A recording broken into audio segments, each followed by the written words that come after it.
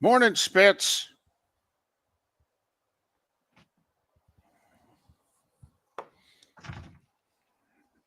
I am, but I'm not where I'm supposed to be. I'll explain.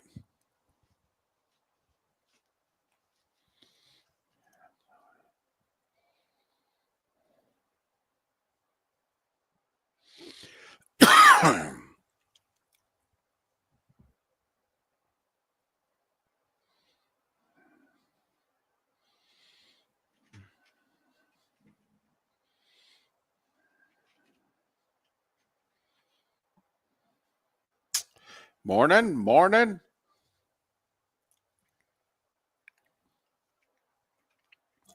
System did work for one, didn't work for the other. Yeah, they blew that in the first half. They had a big first half lead, and Kansas came back to cut it to 1 by the half. It was like a 1-point game mid second half, too, but Kansas was terrific down the stretch.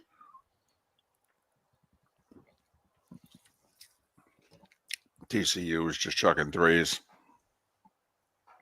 There you go, coffin ball. Coffin ball. The only thing you were rooting for in that one was no overtime. Yep. The fact that the Gators won, great.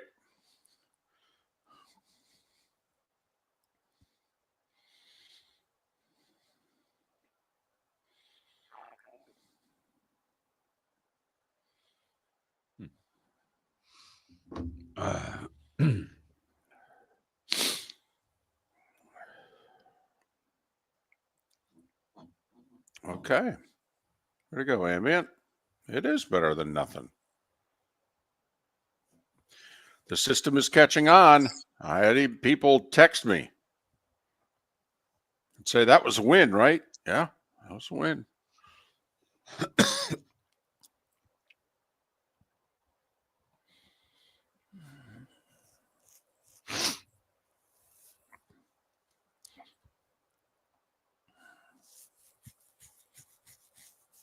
Morning, Pius.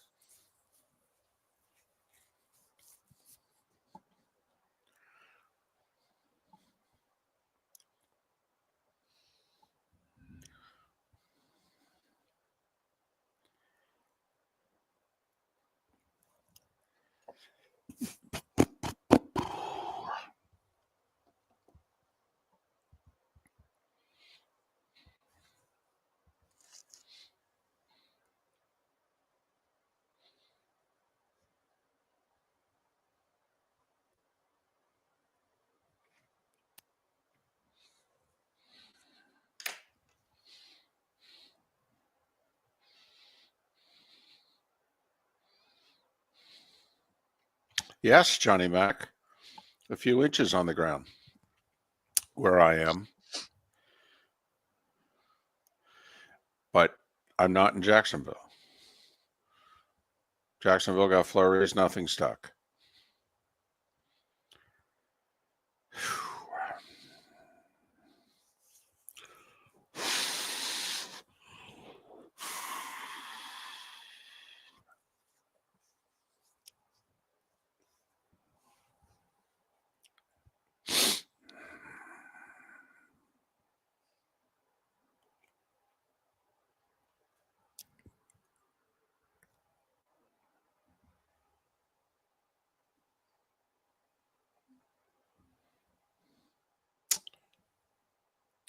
Coffin ball, his guys bailed on him.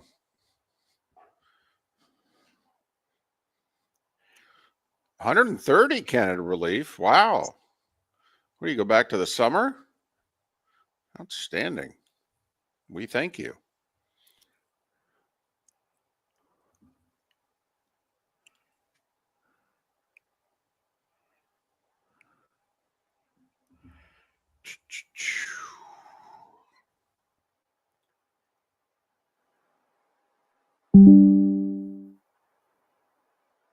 Gotcha.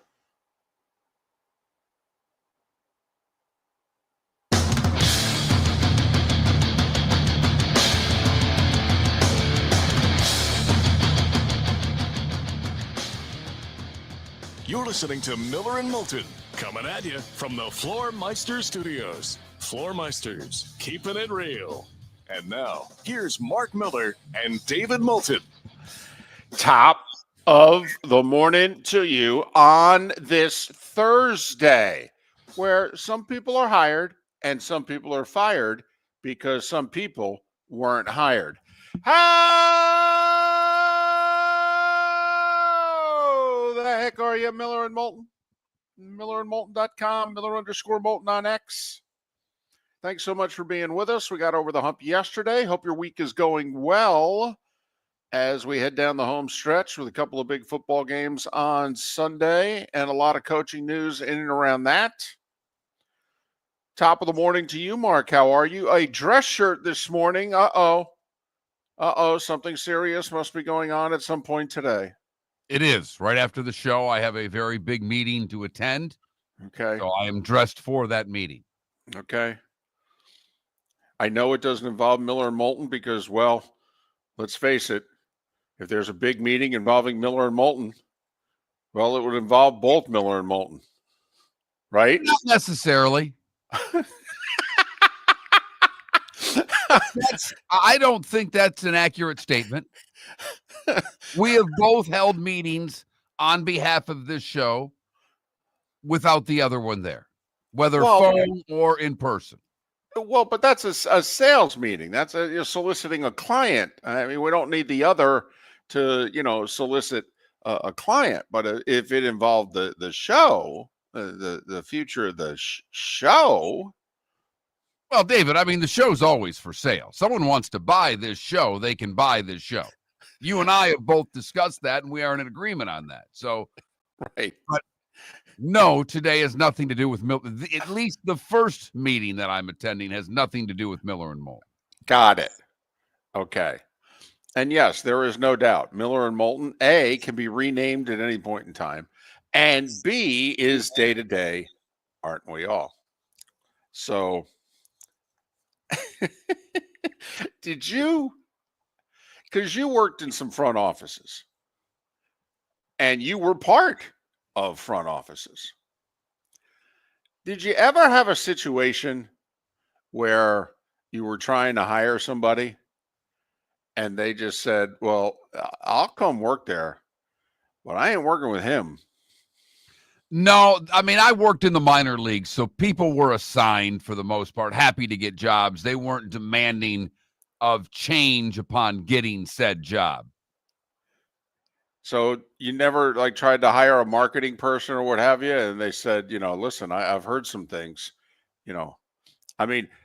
Marc, listen, hell, I wouldn't be surprised. I mean, with how charming Miller and Moulton have been, especially in our earlier life, if our bosses were trying to hire people and people said, well, I'll come work for you, but I ain't working for Moulton, or I ain't working for Miller. I think that's more of a possibility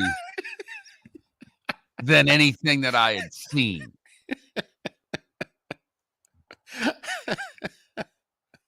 That'd be something. So imagine you go out to dinner with the boss and you're like, man, really wanted to hire Tony. Yeah, we offered it. He said no. Well, why is that? Well, he wouldn't work with you. I'm sorry, what? Yep. Wanted no part of you. So you're saying I'm the reason that we don't have Tony? Oh, yeah. Yes, absolutely. He said, did we get rid of you? He'd take the job. Well, David, we only had really laid this out for a while. That this was the case. You knew it was the case. I mean, you don't have to be incredibly smart sometimes to know what's going on. You just have to pay attention and be able to, with common sense, connect dots. The Jags job was seen as, at worst, one of the three best jobs available. It was. You may not think highly of the franchise, and the franchise hasn't won enough games to think highly of. But they have a young quarterback with ability. We can debate how much.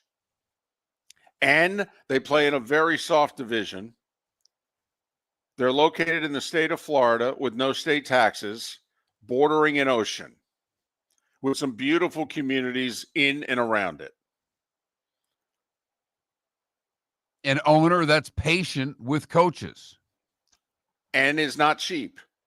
And is hands off largely, giving you what you need to build your team. And, New England had Kraft and Drake May to offer, along with some history. And the Bears are the Bears. So those were the big three jobs. The Jets, the Saints, the Raiders, and then the Cowboys got in really late, and Jerry's doing his own thing, and, who the hell knows where they're going. But the Jags are one of the top three jobs that was available right away. And when you started to hear who the list of finalists were for the job, you could very quickly conclude, keeping bulky is a problem. That should be a much more impressive list. I mean, really? That's who this job is. Robert Saleh is going to get a second interview. I mean, seriously, right then and there, you got it. Whoa, something's going on here. Patrick Graham is a finalist. What?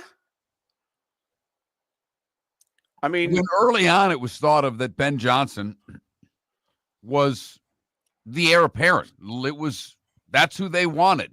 Yeah, they did. And he didn't want them. Well, not with Bulky. Wanted no part of them. And he acknowledged he had three organizations that were, all after him. And the Jags were one of them. And he's like, yeah, that ain't going to work. Nope. Okay. Better late than never. Right, Mark? Absolutely. I mean, another year of the Trent Baalke mistake puts you down a similar path that you've been down. The question now, David, is how far down this path are they to get out of it this year? Well, I mean, people who we thought would be interested in the job, people who we thought would be on their list, can't they and their agents pick up the phone now and go, well, you want to talk now? Now I'm interested. You want to go the Mike McCarthy route? You want to go the Pete Carroll route? Is there anybody else who's an experienced head coach that you want to go down that route? Now, it doesn't look as if they're on the list. Okay. And they just went that route with Doug Peterson. So, you can understand if they're like, we did the veteran head coach, giving him a second shot. And we did the veteran head coach who won a Super Bowl, giving him his second shot. So, we're going to go in a different direction. Okay, that's fine. I have to admit, the more I think about McCarthy, the more of a good candidate I think he is, Mark, because Dak Prescott had really good things to say about Mike McCarthy. And way beyond the just trying to be nice to a guy who lost his job. I mean, Dak came out and said, Jared made a mistake here. This is not good for us. He was really great to work with, okay? And this is how he treated us as players. And And Micah Parsons said the same thing. So, I don't know. I think I'd kick the Mike McCarthy tires unless he wasn't interested. And he doesn't seem to be on the list at all. I've not seen it mentioned anywhere. Don't think you're wrong, but that name hasn't surfaced at all. And now, will they go coach GM or how is this search going to go? So it looks like they're going to go coach GM because they're down the coaching path and they're starting the GM path from scratch. So apparently Liam Cohen was going to be their guy, the Bucs offensive coordinator. And he wanted no part of Bulky. And while Khan was not willing to get rid of Bulky, Cohen went back to the Bucks, and the Bucks said, all right, what can we do to keep you? What can we do? And they did it. And so Liam Cohen called the Jags and said, yeah, I'm going to stay in Tampa. And then Khan gets rid of Bulky, and Cohen's like, no, I'm good. Wish you the best in your future endeavors.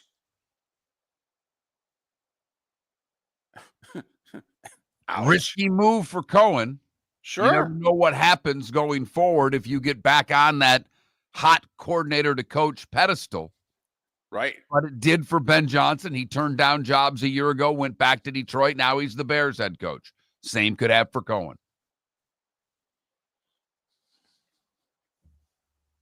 But I didn't realize that there was that type of dark cloud over Jacksonville. I mean, we did not like Bulky.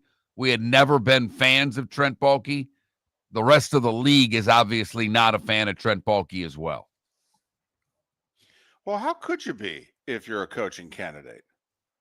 What do you think of Trent Bulky? I think he's done a bad job. He's been there 5 years. Take a look at your record during those 5 years. And I know, Mr. Khan, you said before last season you thought this was the most talented team you've ever had. Mr. Khan, you were wrong then, and you're really wrong now. And when I look at your roster from afar, this is what I see. I see you're soft. Got a couple of guys who can rush the passer. The rest of your defense, Offensively, third in the yard, don't have a lot of faith you can get the job done. And Trevor's under a lot of heat. Your line can't pass block, and it doesn't run block very well either. All right. Don't have a number one receiver. Don't have anybody that has to be double teamed. And you've been drafted in a pretty good position 3 of the last 5 years. How come your roster looks the way it does? And you're willing to spend money too. How come your roster looks the way it does? Miller and Moulton, thanks for waking up with us. Swamp Buggy Racing returns to Naples, Florida Sports Park Sunday, January 26th for the Swamp Buggy Winter Classic. Naples' All-American weekend of family fun starts Saturday the 25th at 10 with a red, white, and blue parade and celebration down 41 from Coastland to 5th. But Sunday, we're Swamp Buggy Racing. 6 categories, from Jeeps to Bog to the big V8s that roar around the famed Mile of Mud. It's Florida's oldest racing tradition. Get tickets today at swampbuggy.com. Gentlemen, as your wife mentioned getting new flooring, but you don't want to go through the hassle, well, go see the Floor Meisters in Naples next to Costco. They understand your time and money are important, so they'll make it as painless as possible. With a huge in-stock selection of carpet and Cortec, they can get you the floor your wife's been asking for. They carry wood, vinyl, carpet, and tile. If you do it yourself, no problem. They can handle that as well. So go see TJ at the Floor Meisters and tell them, just keeping it real.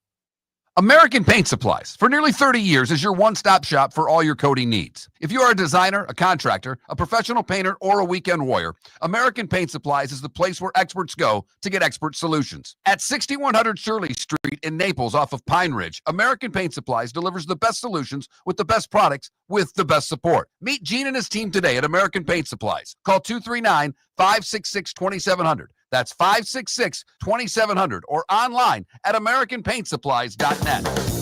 Visit Jason and Todd at the Diamond District. The new year is here, and with it comes new beginnings and new opportunities. At the Diamond District, Jason and Todd are inspired by the possibilities ahead. Whether you're celebrating a new love, renewing a commitment, or making a milestone, make it magical with a diamond from the Diamond District. Jason and Todd look forward to shaking your hand and welcoming you to our Diamond District family. At the Diamond District. This is Miller and Moulton.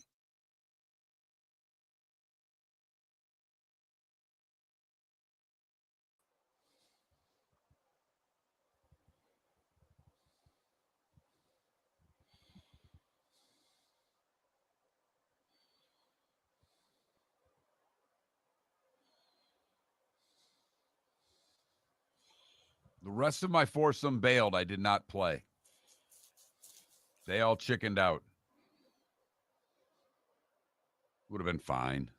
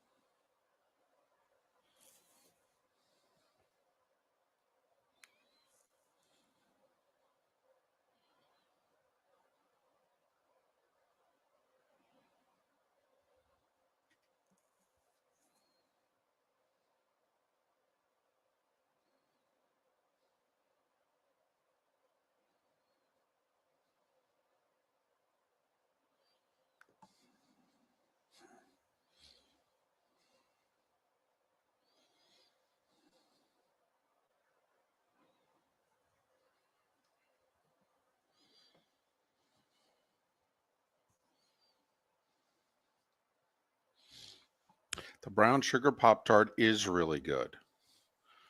Do you eat it cold or do you heat it up? I've been heating them up lately. I've been toasting them lately. And as my late father-in-law used to say, and they are divine. They were, DC. TC was looking good for the first 30 minutes of the game. And then fell apart on us. I know, Canada Relief. Some people do put butter, a little bit of butter glazing a warm Pop-Tart. I'm not one of them, but I've seen it done. And you're right. Marc is looking sharp today. Game-changing meeting if it were to go well. I've got about a 10% chance. Big boy house. Here we go. Think good thoughts, ladies and gentlemen. No, EB, I think the stadium situation has no impact whatsoever. None.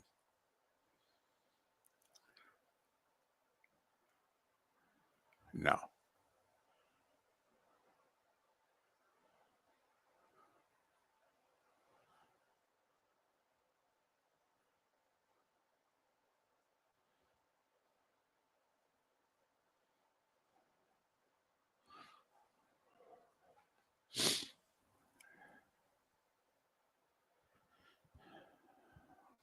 Try it, ambient.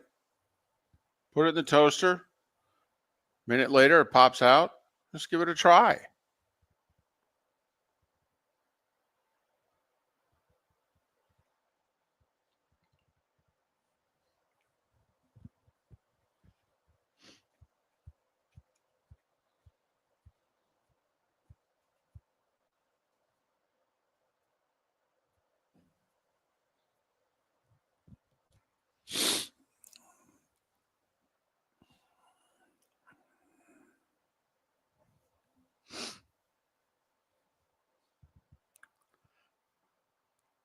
Thank you and happy birthday, Ryro.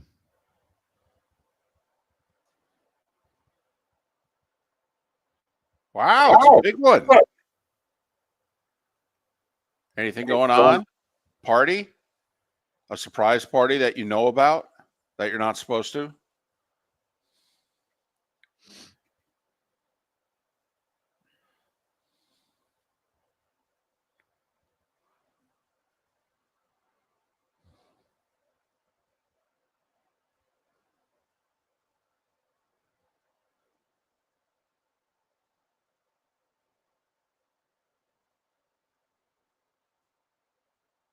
There you go. A master of surprises. Wow. That's lofty billing.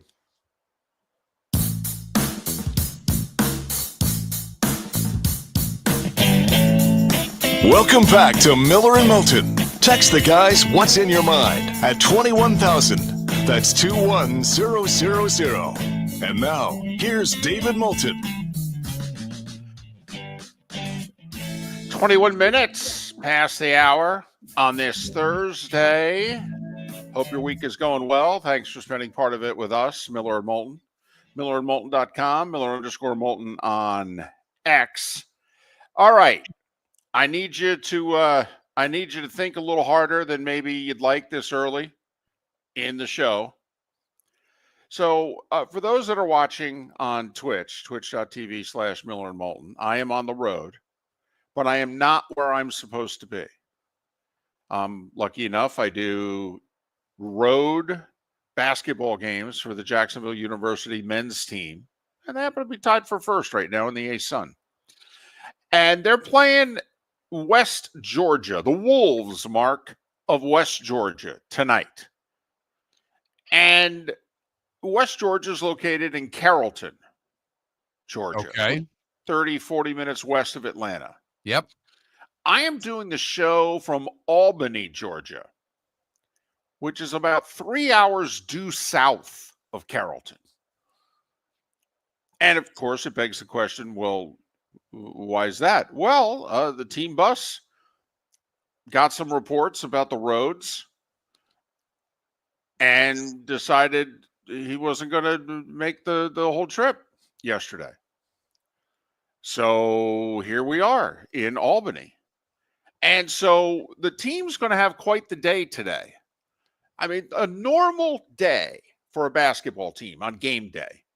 You know, you sleep into a certain time, you have breakfast, you get on the bus, you take the 5-minute ride over to the arena, you have a 1-hour shoot around, you come back, okay, and then you either nap and eat lunch or eat lunch and nap. You come down, everybody gets taped up, and you get on the bus around 5 o'clock for a 7 o'clock game. And there you go. You play, you get on the bus again, you're back at the hotel at 10 o'clock, win or lose. That's normally how it goes. It's nice, it's relaxing. You get in your shoot around, you get off your feet and nap, you get your carbs in you, breakfast and lunch and dinner and what have you. It's all good. Yeah, that's not the day that Jacksonville's going to have today. They're going to have a 3-hour bus ride. They're going to have their shoot around about 2 hours later than normal. They're not going to have time for a nap. All right. And basically, the kids are going to be up. Put it this way, Mark. This is the type of schedule when you look at it and you go, oh, wow, they could lose this game. I know they're expected to win. They're playing one of the 2 worst teams in the league.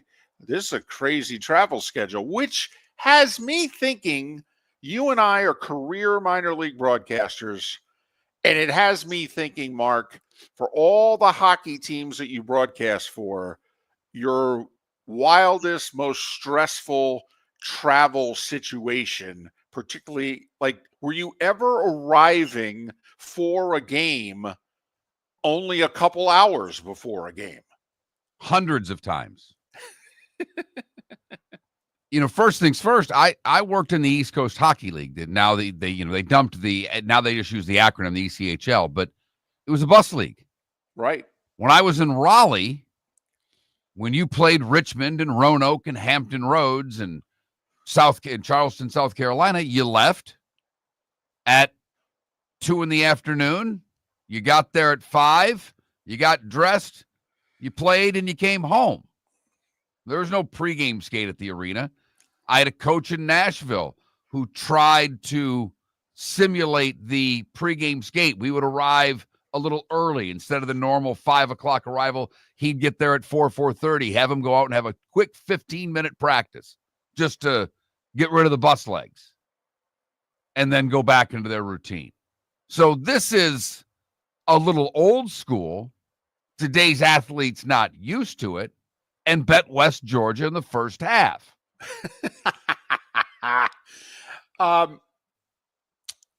For years, I did FGCU sports, and one time FGCU was playing a doubleheader, women at 1, men at 4.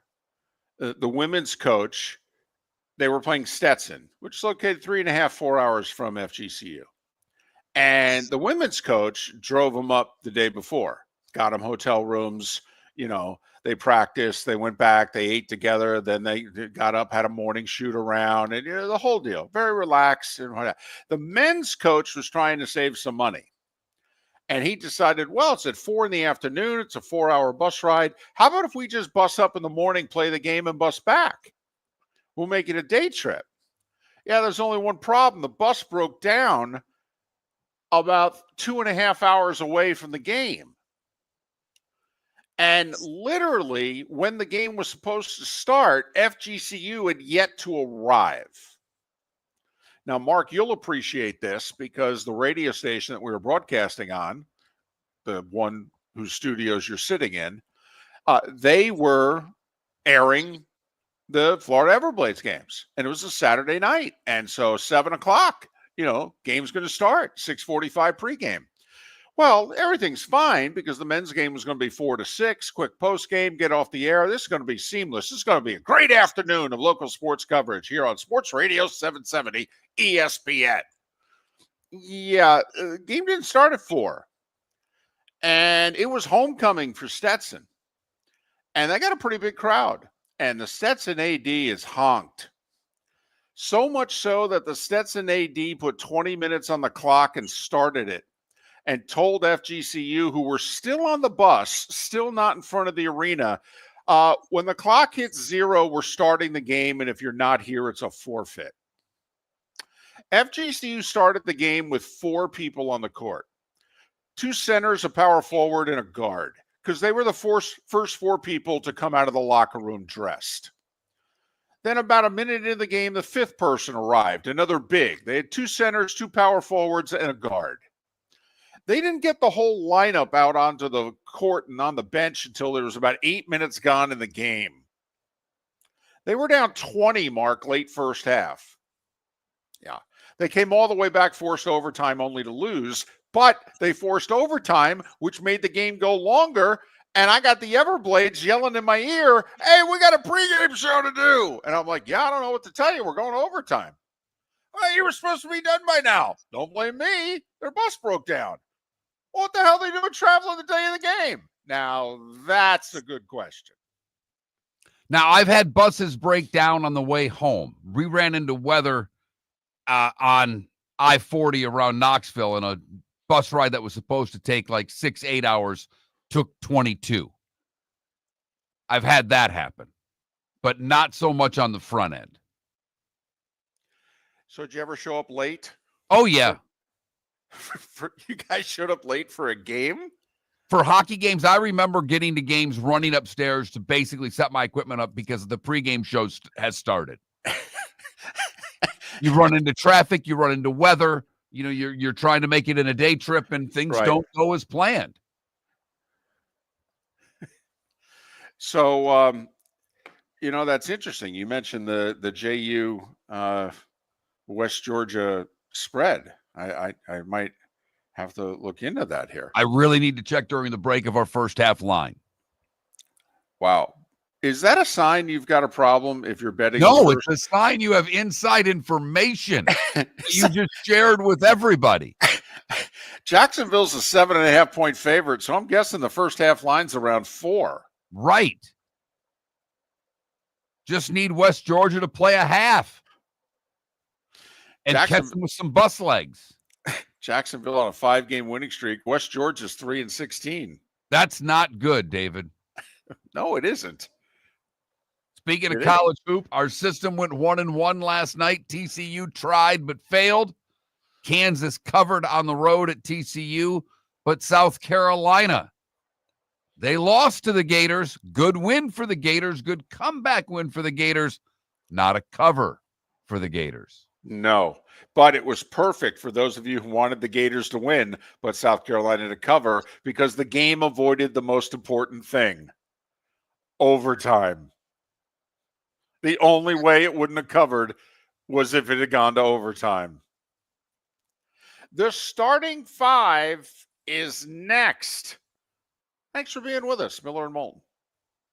Gentlemen, as your wife mentioned getting new flooring, but you don't want to go through the hassle, well, go see the Floor Meisters in Naples next to Costco. They understand your time and money are important, so they'll make it as painless as possible. With a huge in-stock selection of carpet and Cortec, they can get you the floor your wife's been asking for. They carry wood, vinyl, carpet, and tile. If you do it yourself, no problem. They can handle that as well. So go see TJ at the Floor Meisters and tell them, just keeping it real.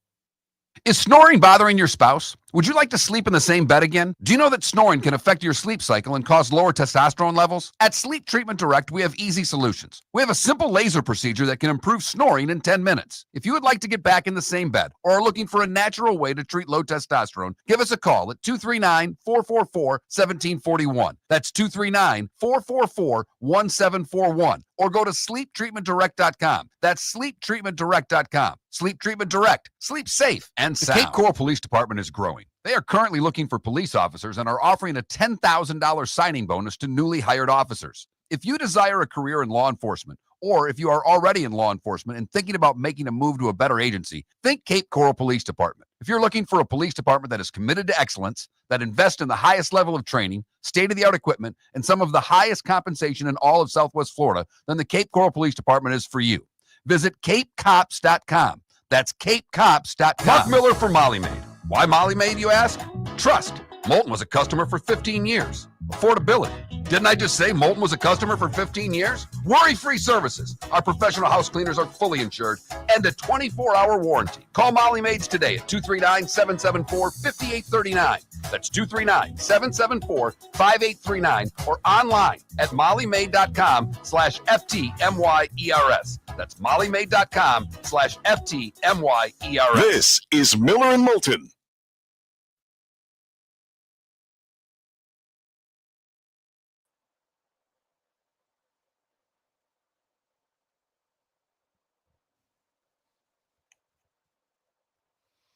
You know, this would have been better, this shirt on a Tuesday. I could have kept up with Samson.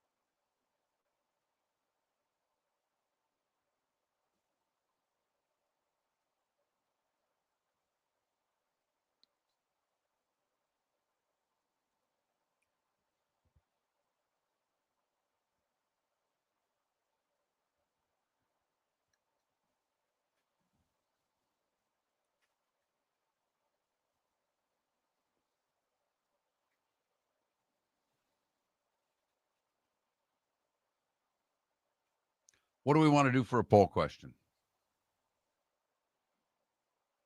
Do we want to do that locker room question? What was that again? Should the media be allowed in the locker room after the games? Yeah. Yeah.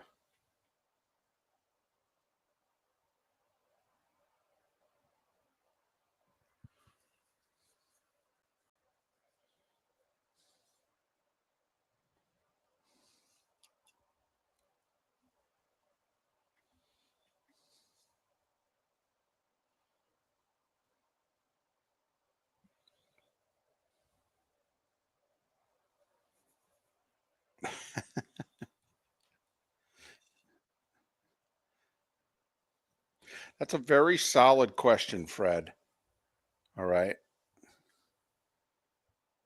That is a very solid question. Twix or Kit Kats?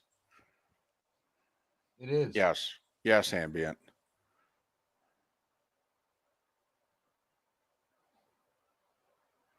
Oh, yes. On a golf course. Many a time.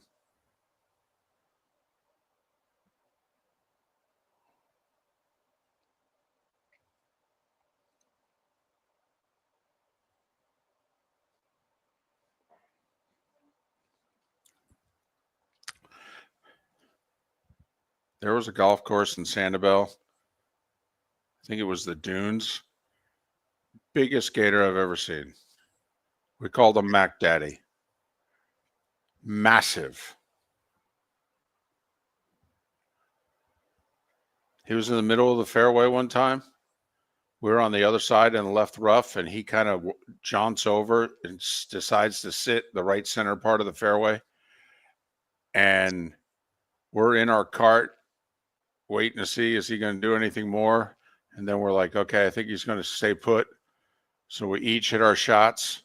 We get in the cart. We drive up to the green. We look back. There's another gator on the other side of him. We couldn't see. We were like 30 yards away from him. We couldn't see him. There was one at Wildcat. I know I've told you this story before. I came back from Michigan forgetting about gators on golf courses. And I used to play by myself a lot at Wildcat. I'd sneak away, right, run up and play 12 holes. And I'm on the fourth hole, par 5. Hit my first shot by the water. I go to hit my second shot, and I look, and that big gator, about a 10, 12-footer, can't be more than 30 yards from me, 20 yards, and I blanked myself. I was like, what? Yep.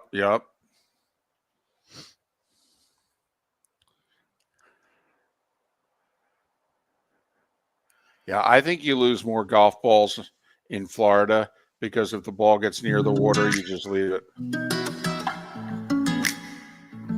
Welcome back to Miller and Moulton. Text the guys what's in your mind at 21,000. That's 21000. And now, here's David Moulton. 22 minutes until the top of the hour. In our 8 o'clock Eastern hour, we'll check in on the Jets, who have a new head coach, and the Jags, who don't, but could have. But they're going to get a new general manager out of the deal. So is that a win? Miller and Moulton. A lot went on yesterday in the sports world.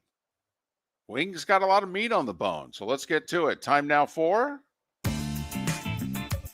The Starting Five. 5 big stories you need to know. Here is the Starting Five. Well, Liam Cohen is still the Bucs offensive coordinator, which is interesting because he was offered the Jags head coaching job. And he's like, no, I'm good. What do you mean? There was a promotion, a raise and everything. It's like, 32 of these suckers. No, really, I'm good. And it became apparent to owner Shad Khan that, holding on to this Trent Baalke guy as general manager, this is causing problems. And so he got rid of Trent Baalke in the afternoon. I'm sure he then picked up the phone, called Cohen, and said, hey, we got rid of Baalke. You said, Cohen went, no, I'm good. I'll stay here. So they had 3 guys they were going to give second interviews to. Now they say Robert Saleh is the leader in the clubhouse.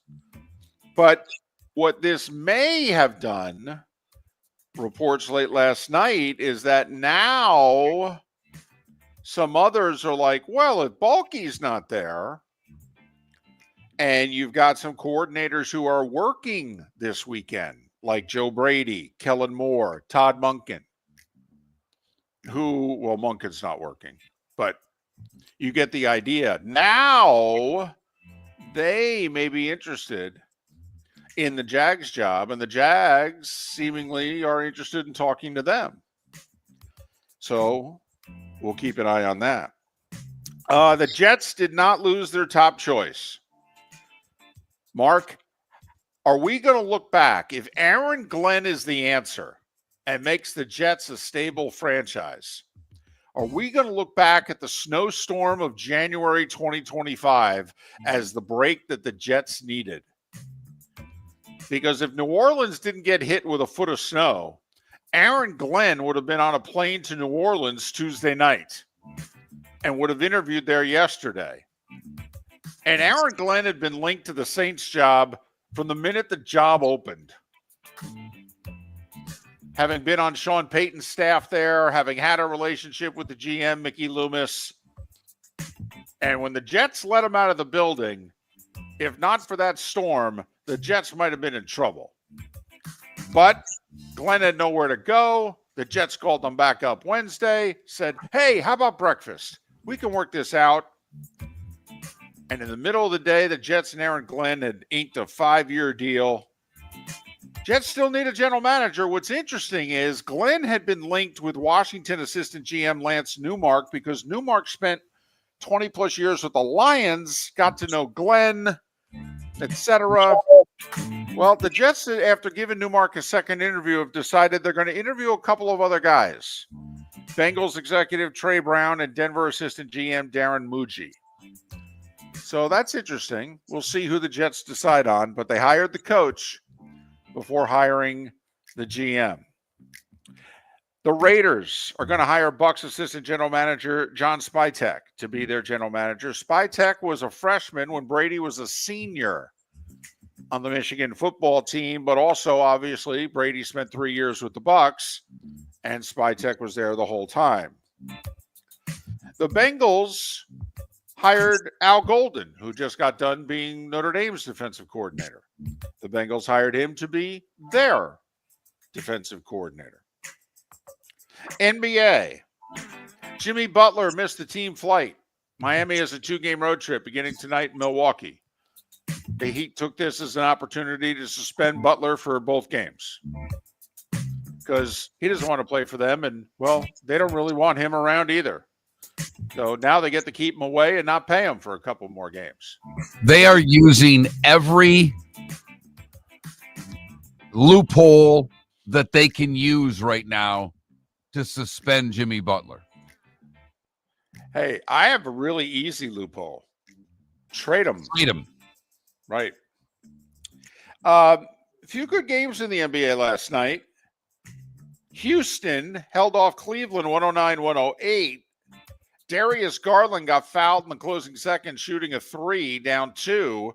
Missed 2 of the 3 free throws, however. And so the Cavs suffered their 7th loss of the year. Phoenix moved the game over 500, beating Brooklyn by 24. How about the Pistons? They went into Atlanta, beat the Hawks by 10. Cade Cunningham with 29. Well, Ivy got hurt, done for the year, a couple weeks ago, and they've continued to play good ball and win. It's remarkable. Jaden McDaniels hit a free throw with 3 seconds to go. The T-Wolves beat the Mavs 115-114. Sacramento came from 18 down at home against Golden State, beat the Warriors by 6. Hey, how about this? You pay the going rate in Los Angeles to see the Celtics and the Clippers? You're at the Intuit Dome? Yeah, no Drew Holiday or Porzingis for Boston. No Kawhi or Harden for the Clippers. Huh? NBA regular season. Grab the action. Fantastic. Celtics in overtime, 117-113. Milwaukee and New Orleans got snowed out in New Orleans, even though the Bucks were already there. Here's what's interesting, Mark. Milwaukee is going to try to get home today.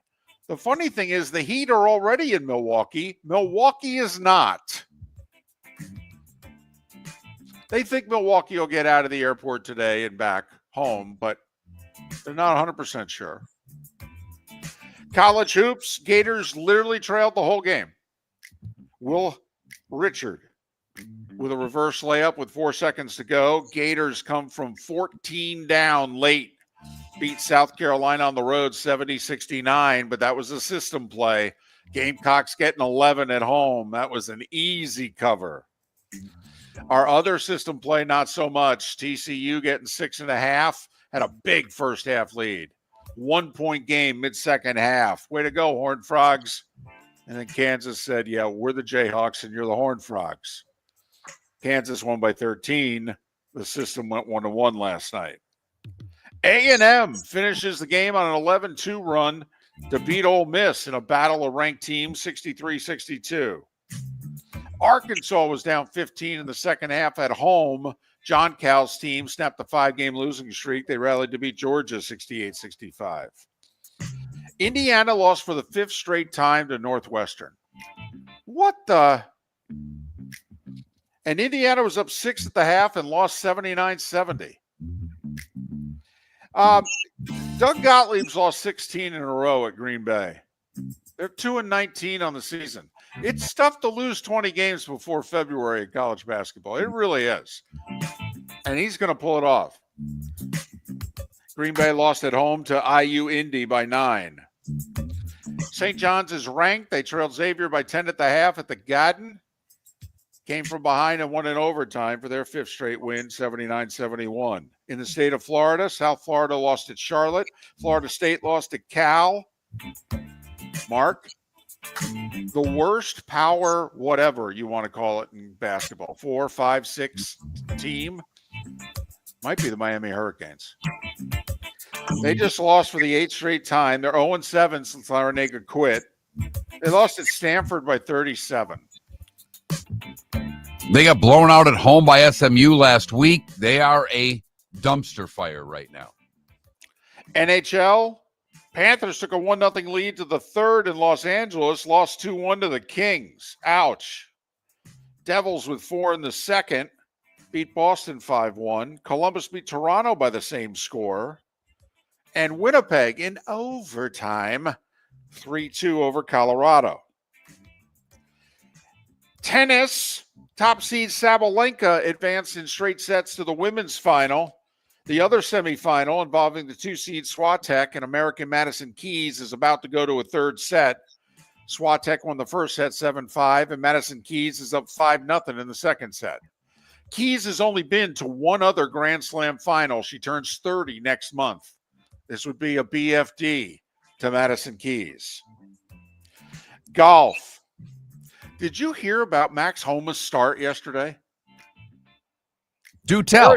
They're at Torrey Pines, and, he's a Californian, and he plays really well on the West Coast. They're at the Farmers Insurance. He triples 1, pars 2, doubles 3, and bogeys 4. So he's 6 over through 4. Correct. He's only what, top 10, 15 players in the world? Yeah, top 20 for sure. Yeah, he shot a 5 over. He's not going to make the cut. Ludwig Aberg, however, is your first-round leader at 9 under by 2. Not a great field. Hideki is 4 under. Finau is even. Our buddy Frankie Sappin, the former FGCU standout, who got his tour card this year. He's playing in his 3rd PGA Tour event. He shot a 1 over 73. He's going to need 68 probably today to make the cut. At least maybe 67. All right. So Sappin's got to go low today to be around for the weekend. And we had an international friendly last night. We did. And Mark, I have to admit, I have reached a new low. I not only was paying attention to the United States and Costa Rica in a match that meant nothing, I was aware of what the over-under was in the spread.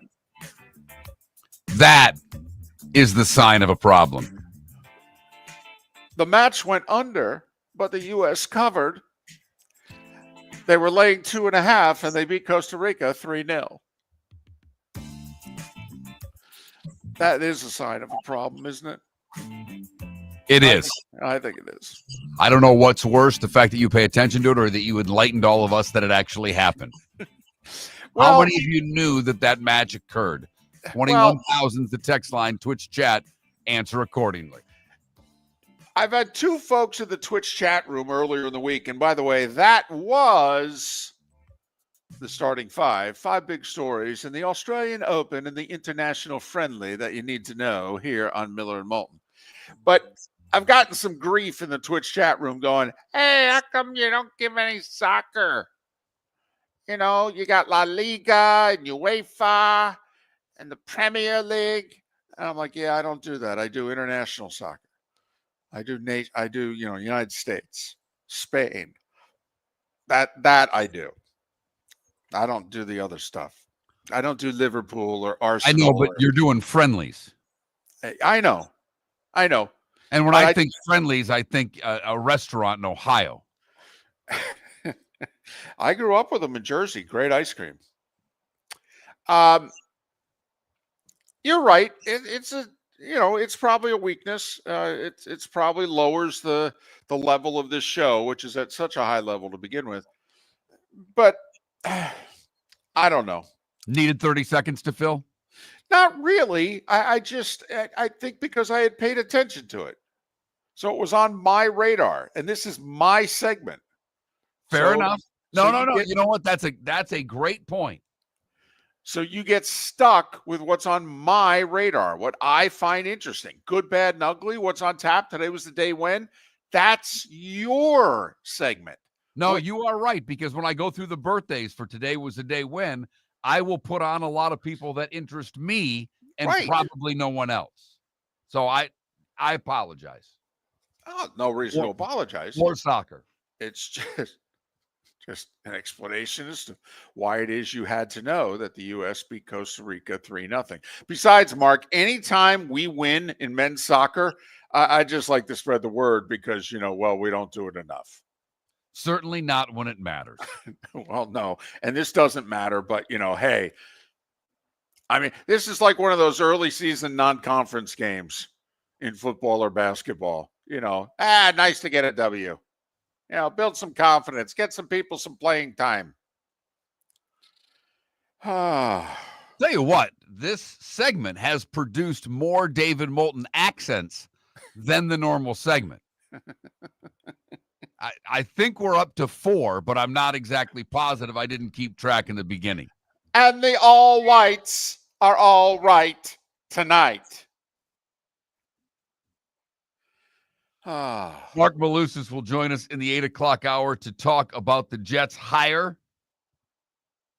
And Tony Wigggins, who hosts the Locked On Jags podcast, will also join us in the 8 o'clock hour. Trent Baalke is out. Now what for the Jags? That's all ahead on the show. We do have our Swamp Buggy Races poll question up. It was given to us by a listener yesterday. Right. He sent it to Michigan. We got it a little late. I said, hell, that's a good question. Let's use it today. So, should the media be allowed in locker rooms after games? Yes or no? Simple question. That Mark Miller, the David Moulton, Miller_Moulton on X. Miller and Moulton would like to thank the sponsors that, quite frankly, saved the show in 2024. Whether it was Floor Meisters, American Paint Supplies, Glass Doctor, Molly Maid, Cigar Bar, Sleep Treatment Direct, the Diamond District, and even the Cape Coral Police Department, thank you. We're hopeful of a great 2025, still needing sponsors, so reach out to Miller and Moulton via X, at that Mark Miller or the David Moulton, or text us at 21,000. But Miller and Moulton says thank you to our sponsors and to you, our loyal listeners. Do you have a sleep problem but don't want to wear a CPAP mask? This is Mark Miller for Sleep Treatment Direct. The mask wasn't working for me, and I didn't think I had an alternative. I do. We all do. They have such simple alternatives with greater success than the mask. Visit sleeptreatmentdirect.com. That's sleeptreatmentdirect.com. And if you are like me and your CPAP machine isn't working for you, it's time for a change. Call 239-444-1741. That's 239-444-1741. Sleep Treatment Direct. Sleep safe and sound. The world-famous cigar bar started as a neighborhood place in downtown Fort Myers, and now it's a brand, a destination with 4 locations. The original place, Henry Street, Fort Myers, Gulf Coast Town Center, on Southeast 47th Terrace off the Cape Coral Parkway, and the Lounge on West 1st Street in Fort Myers. A place to go, whether you just need a relaxing drink and a smoke after a tough day at work, or a place to go celebrate. From relaxation to celebration, the world-famous cigar bar. Honey, you want to come out? I haven't seen you since Glass Doctor installed our custom shower enclosure. No thanks. Well, you can't keep eating breakfast in the shower, and laminating your magazines is getting expensive. You remember we have guests coming over tonight, right? Oh, I'm sure they'd love to see the shower. It's our neighbors, and I highly doubt they want to be hanging out in our bathroom. The shower's so good, you'll never want to leave.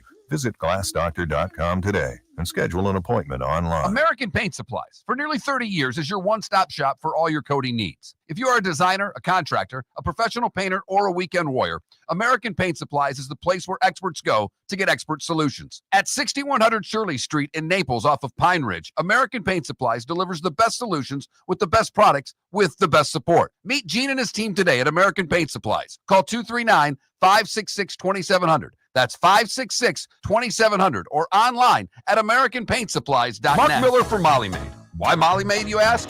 Trust. Moulton was a customer for 15 years. Affordability.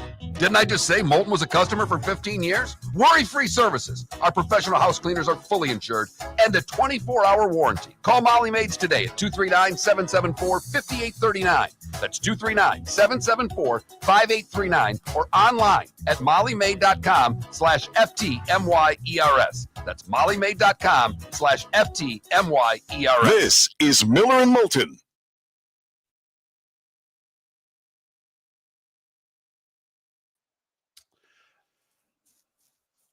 I think Ditka's the answer. But Art Shell is a good candidate. Another Hall of Fame player who was a pretty good coach. I mean, Ditka was a more successful one, but Art Shell would have to be on the list.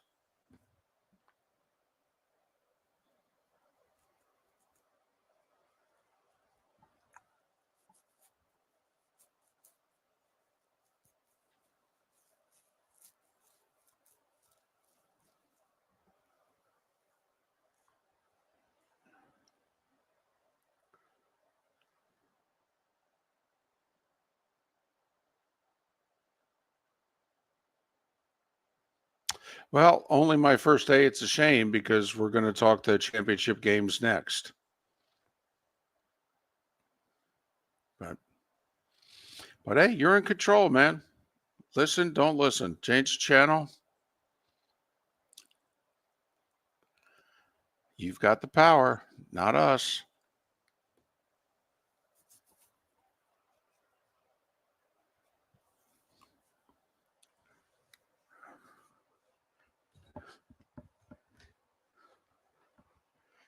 Yeah, that's what I said, DC. I said Ditka's probably the answer, but Art Shell would have to be on the short list.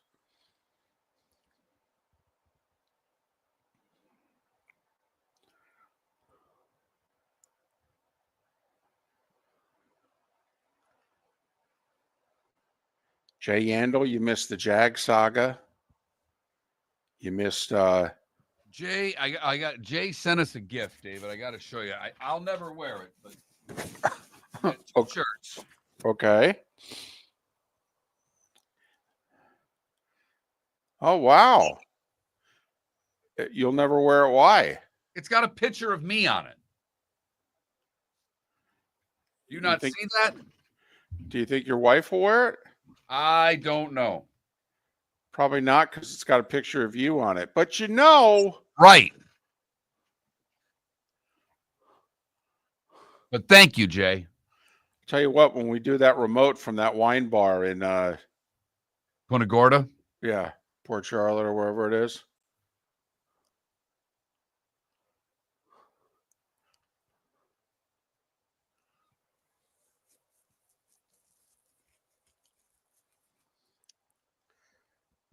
I'll bring one of those home.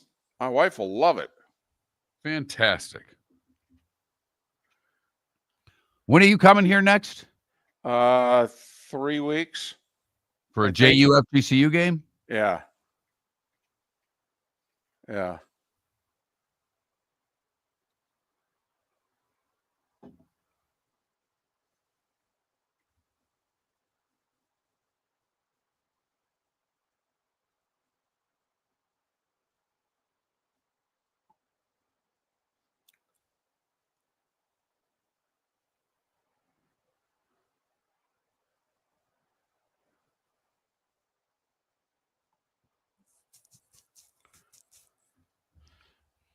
Only my first day. We have not started work on the golf outing. And by we,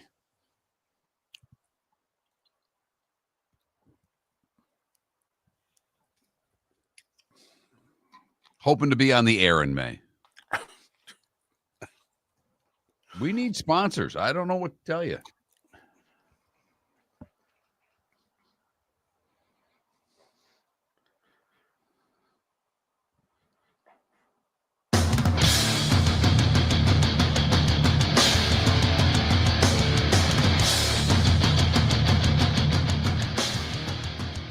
You're listening to Miller and Moulton, coming at you from the Floormeister Studios. Floormeisters, keeping it real. And now, here's Mark Miller and David Moulton. Hour 2 of Miller and Moulton on this Thursday. Thanks so much for being with us. Miller and Moulton, millerandmoulton.com, Miller_Moulton on X. We're going to dive into the NFC and AFC championship games for the first time beginning right now. But first, our Swamp Buggy Races poll question of the day. And make sure you go to swampbuggy.com, get your tickets. The parade Saturday, downtown Naples, but Sunday, doors open at 10, races at noon, 4+ hours of races. It's a good time. It's a really good time. Swamp Buggy Races, Florida Sports Park, Naples. Go to swampbuggy.com and get your tickets, and you can be home in time for football. Our poll question is, should the media be allowed in the locker rooms post-game? Or no? It really should be private to the players, and you could drag them out and have interview rooms and interview them in the hallway and what have you. But no, the locker rooms, the dugouts and what have you, no, they should be clubhouses. They should be for the players. Early voting, the overwhelming majority of you want the media out of the locker room. I knew it. I mean, we might as well ask the poll question, who do you hate more, media or Congress? Because that's about the only people the media can beat in a public opinion poll. And it's close. But the media still has a more favorable rating than Congress. Close. And I voted yes, of course, because I am loosely associated with the media because I talk into a microphone. I don't spend a lot of time in locker rooms. I've never had a problem going into locker rooms and doing interviews. I think it allows some access and some honesty that you wouldn't get otherwise. When you give players the time to walk out to a podium and then put them in front of a press conference type situation, I don't know how honest they're going to be. They revert back to player and coach speak and not give us the information that the fans want. And in the locker room, you can get more raw sound, if you will, more actual emotion that close to the end of the game. So that Mark Miller, the David Moulton, Miller_Moulton on X, vote accordingly. Okay, I want to delve into an area that has come up this week, and it's the officiating. You see this a lot in basketball, a little bit in hockey. You see it a lot in basketball, where head coaches and organizations will use the media to work the officials. I mean, you go back, Riley and Phil Jackson were great at it in the 80s and 90s. Great at it. And the Chiefs and the Texans played last Saturday. There were a couple of controversial calls that went in favor of Kansas City. And there are a lot of people, fans, and people in the league who are like, man, the Chiefs get the calls. So there's been a lot of talk this week, Mark, about the officiating and how the Chiefs get officiated. Don't you think this is favoring Buffalo? Well, it should. But even though there is a lot of talk this week about the officiating and the Chiefs being favored, I don't know if that will change the way the Chiefs are officiated.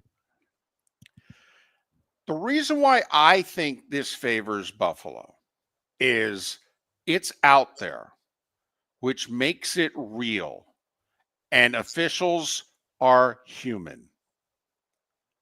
if you're working this game, you mean to tell me you're not aware about what's being talked about? You mean to tell me some of the people that you work with at your everyday job aren't even going to give you a hard time and say, now, come on now, okay, don't call everything from Mahomes. Give the Bills a fair shot. I mean, that's where a lot of people are about the Chiefs. They think that, it's not an even playing field. I'm going to go further, Mark. If you believe, and remember, playoff officiating is very different from regular season officiating. There are crews in the regular season. There are not set crews in the postseason. There's this referee matched up with this umpire, this side judge, this line judge. Essentially, all-star crews is what they try to put together for the postseason based on how they grade out during the regular season. Cleet Blakeman is the referee of the AFC Championship game. Blakeman? He owes me money. He's one of the best refs in the NFL. This will be his 16th playoff game. This will be his 6th conference championship game, and he's refereed a Super Bowl. For what it is worth, however, Mark, Blakeman's crew this year threw the most penalty flags per game of any crew. They flew nearly 16 flags to the ground. Remember, those are the accepted penalties. On average, that's 8 per team, 9-7, 10-6, what have you. Okay, but he's not working with his normal crew. They usually call less penalties in the playoffs than they do in the regular season. However, Mark, you tell me if you think this is a real stat. A team's record when so-and-so is the referee. No, I think that is circumstance. I don't think that is. It's a real stat. I mean, it's obviously a real stat, but I think it's more circumstance. I just don't buy into this in the NFL. I think there's something to it. And here's why. Mark, Chiefs have done a lot of winning in the last 7 years. A lot of winning. How many referees do you think have worked Chiefs games, let's just say the last 5 years, this decade, in the 2020s? How many referees do you think have worked Chiefs games in which the Chiefs have a losing record? Oh, how many referees have worked Chiefs games when they have a losing? One. Well, I can tell you who one of them is. It's Cleet Blakeman. He hates the Chiefs. The Chiefs are 3-4 in games officiated by Blakeman and his crew. Now think about that. How many games have the Chiefs lost this decade? Now, for the record, Blakeman did not work a single game this year that the Chiefs did. Not a single game. They've played 18 of them. All right. He hasn't worked a game. All right. Since Mahomes has been the starting quarterback, the Chiefs are 5-6 in games in which he's been the referee. I mean, if we want to add up how many times they've lost since Mahomes has been the quarterback. So I find this is at the very least statistically interesting, isn't it? Fascinating. So we see it work, and Mark and I are hockey guys, and you get a playoff series in which calls are seemingly a factor, and a team starts working the refs, and not just during the game, in the post game, and head coaches have no problem getting fined, and they're arguing for the call in the next game. And David, I just had to look this up quickly. I could have let you figure it out, but what I typed in my trusty computer here, and I'll believe it, and I didn't back it up. We're doing this on the fly, but I have Mahomes' record as a starter at 89-23. Okay. So his record as a starting quarterback is almost an 800 winning percentage. It's better than a 750 winning percentage. And his winning percentage with Cleet Blakeman as the ref is below 500. And what has been the topic of conversation all week in the national media? Chiefs getting calls. Mahomes has now been asked on back-to-back days. Remember, he's in Kansas City being asked these questions. The national media, yeah, some of them have arrived, okay, but he's being asked these questions by the hometown media. This is a thing. This is out there. I'm going to say this, Mark. I think the Bills get a good whistle Sunday. I do. I think the Bills get a good whistle. Interesting. I don't really spend much time leading up to the game factoring in how the officials are going to call the game. I just, rightly or wrongly, assume that the referees are going to do the best job that they can. Mm-hmm. We all know mistakes get made. It comes from the time I spent in hockey, getting to know so many officials, liking so many of the officials, and knowing that the official just wants to do a good job and not be noticed. By the way, for what it's worth, Sean Hockley, the referee for the NFC Championship game, he's done 6 Eagles games this decade. They're 6-0. Now, once again, Eagles do a lot of winning. And that's on average of what? A little more than 1 game a year? Like, they're 1-0 this year. Well, he did a Commanders game too, and the Commanders are 1-0 this year. David already stoking the fires of the conspiracy theory with the referees. I didn't say anything more than stoking them. You are a conspiracy theory guy. A little bit, but I think you're naive if you don't think that officiating plays a role. I think you're naive if going into this AFC Championship game and potentially the Super Bowl, if you don't think the officiating is a real thing. When the NFL is releasing statements about something we're talking about, it's real. Miller and Moulton. Our Swamp Buggy Races poll question: should the media be allowed in the locker room post-game? Thanks for listening. Swamp Buggy Racing returns to Naples, Florida Sports Park Sunday, January 26th for the Swamp Buggy Winter Classic. Naples' all-American weekend of family fun starts Saturday the 25th at 10 with a red, white, and blue parade and celebration down 41 from Coastland to 5th. But Sunday, we're Swamp Buggy Racing. 6 categories, from Jeeps to Bog to the big V8s that roar around the famed Mile of Mud. It's Florida's oldest racing tradition. Get tickets today at swampbuggy.com. The world-famous cigar bar started as a neighborhood place in downtown Fort Myers, and now it's a brand, a destination, with 4 locations. The original place, Henry Street, Fort Myers, Gulf Coast Town Center, on Southeast 47th Terrace off the Cape Coral Parkway, and the Lounge on West 1st Street in Fort Myers. A place to go, whether you just need a relaxing drink and a smoke after a tough day at work, or a place to go celebrate. From relaxation to celebration, the world-famous cigar bar. Gentlemen, as your wife mentioned getting new flooring, but you don't want to go through the hassle, well, go see the Floor Meisters in Naples next to Costco. They understand your time and money are important, so they'll make it as painless as possible. With a huge in-stock selection of carpet and Cortec, they can get you the floor your wife's been asking for. They carry wood, vinyl, carpet, and tile. If you do it yourself, no problem. They can handle that as well. So go see TJ at the Floor Meisters and tell them, just keeping it real.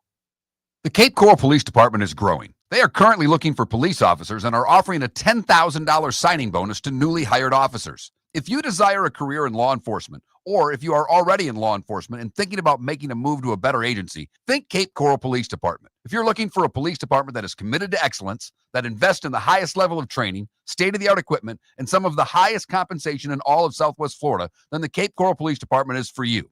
Visit capecops.com. That's capecops.com. This is Miller and Moulton.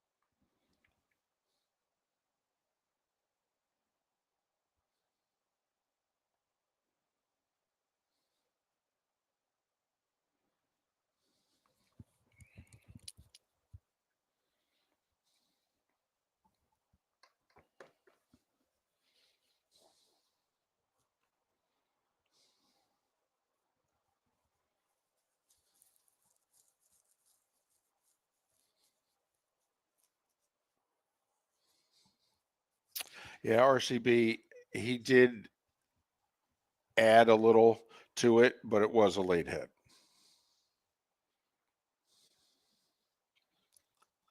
He was already out of bounds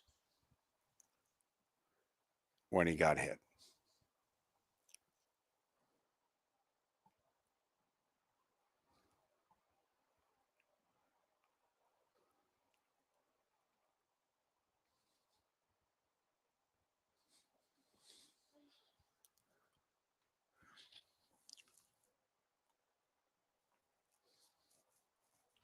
Wow, Deadstruck, that's a hell of a dream.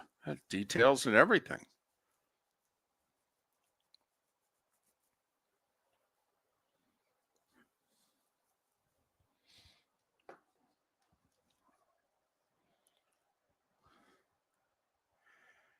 Oh, oh, baby.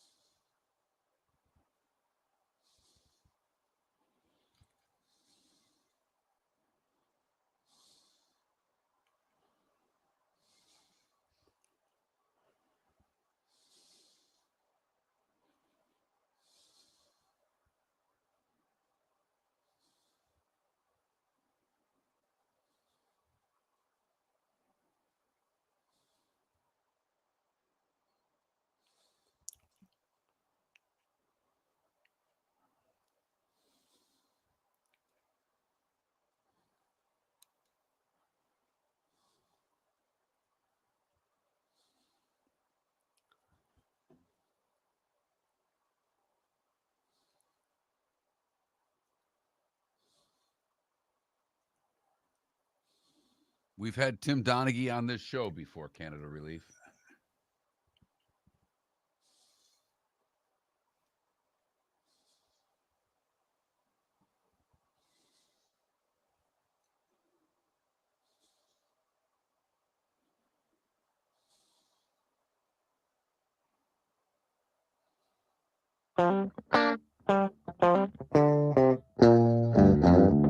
You're listening to Miller and Moulton.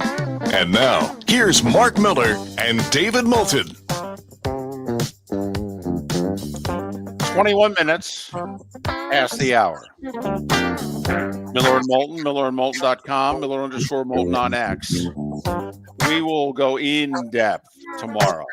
The plan is to get guests who cover all four teams involved in the conference championship games tomorrow. We'll also have Pat Kerwin tomorrow. It's going to be nitty-gritty football tomorrow. It's a football Friday. We've got 2 left. Right. 2. Although we'll turn the first Friday of free agency into a football Friday. Yeah, but we have true, real Right. football Fridays left. Right. David, I wanted to get to a story, and I wanted to first ask you a question. You don't really, I've saved a lot of my media passes from certain events that I went to. I have ticket stubs from when I was much younger, when you still had tickets. It was funny when I was driving to the Orange Bowl game with Notre Dame and Penn State. Brian and I, the guy I went to the game with, were talking that we were bummed out that tickets are on your phone, that you don't have a stub. Mm-hmm. It's just one of those things. People of a certain age like that hard ticket. And I know there are still some out there, but I'm not into memorabilia. I don't have really any sports memorabilia. I respect those who collect it. I enjoy seeing others' collections, but it's not something I'm into. And I know you really aren't into sports memorabilia as well. I'm not. The last autograph I got, I was 13. But I have to give it up for whoever's in charge, or whoever is responsible for what happened in Philadelphia over the weekend. Philadelphia. Okay.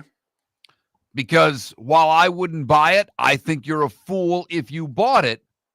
The fact is that there are many fools out there because it's selling.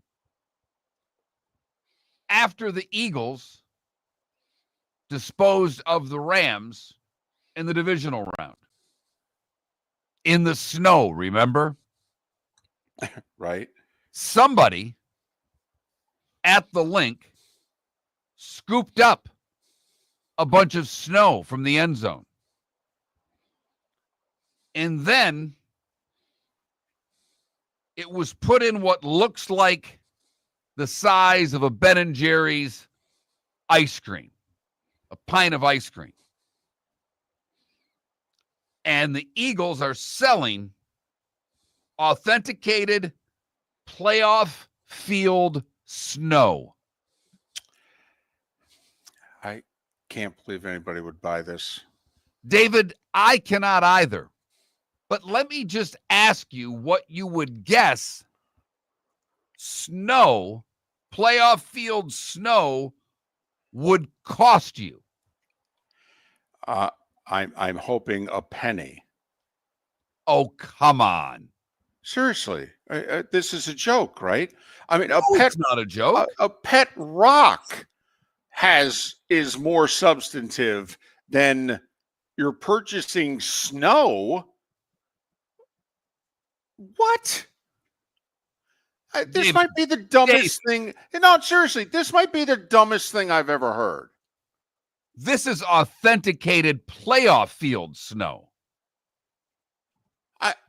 I don't care if it has urine that can be authenticated from one of the players. I don't care. You got to be kidding me. What are you going to do? Keep it in your freezer? Divisional round snow. Apparently you can't get it anymore. It's sold out, David.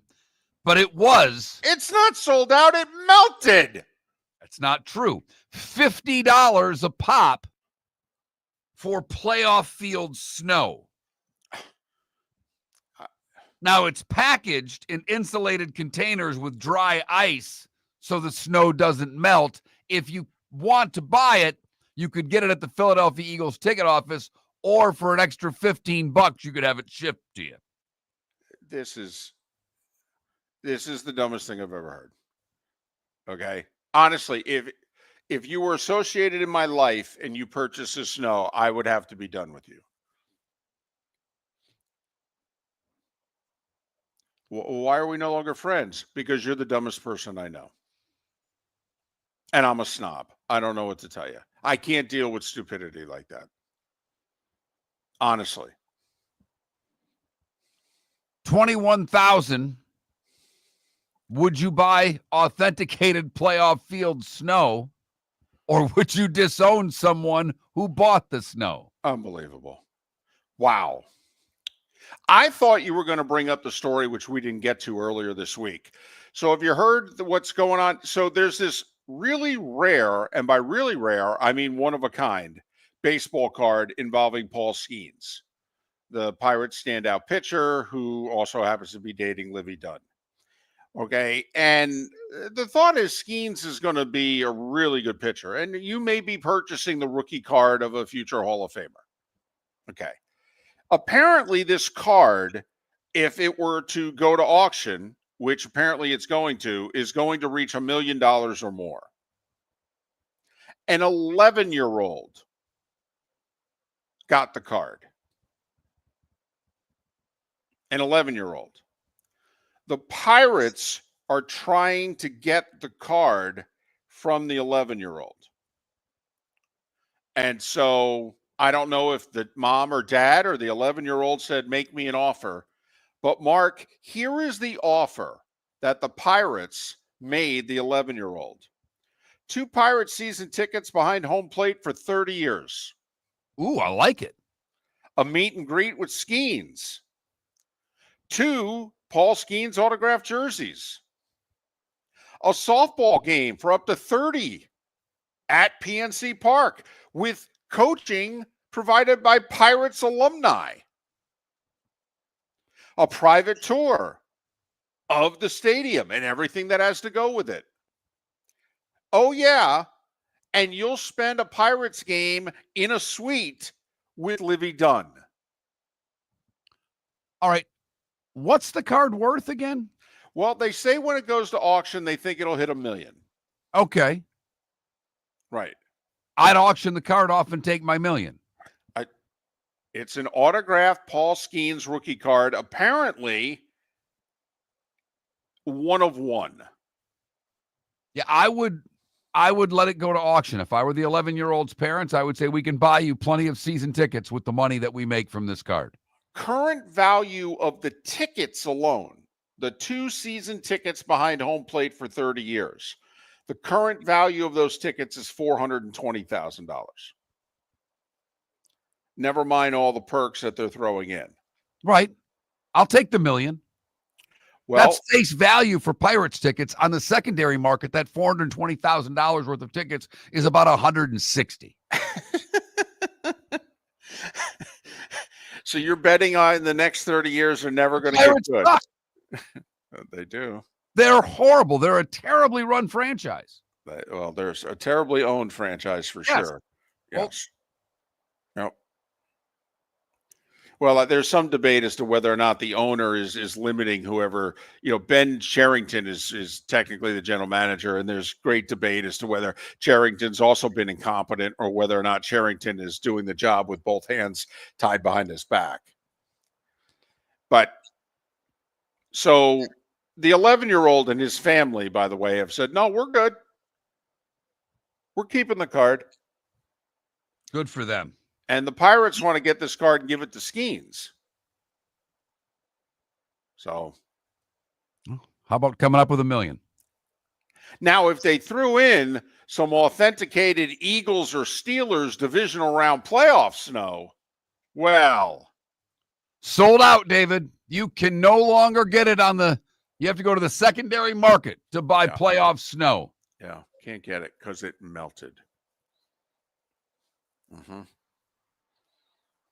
Not this week. It Authenticated. didn't melt. What are you talking about? It's been freezing all week. I'd rather have authenticated Houston, New Orleans, Pensacola snow. That's rare. Wow. Snow in Philadelphia. Who'da thunk that? Really?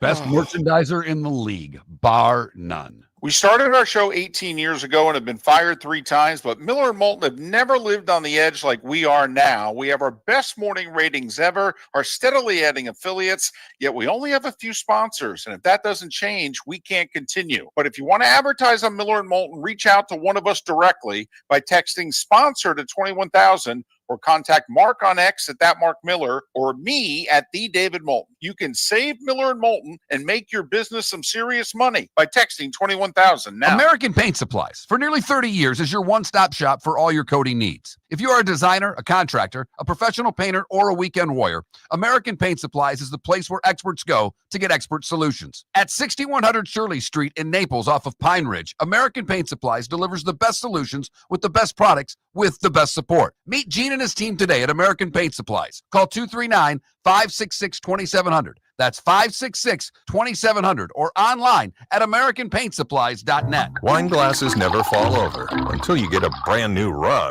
Oh, no! Ketchup bottles act normal till you're wearing a new shirt. Oh, you kidding me? And rocks slide peacefully on the road till the day you get a brand new windshield. Then they fly up off the road and attack without mercy. That's why new windshields from Glass Doctor come with our windshield protection plan. Unlimited repairs and 1 replacement for 12 months. Don't just fix it, protect it. Glass Doctor. A neighborly company. Marc Miller for Molly Maid. Why Molly Maid, you ask? Trust. Moulton was a customer for 15 years. Affordability.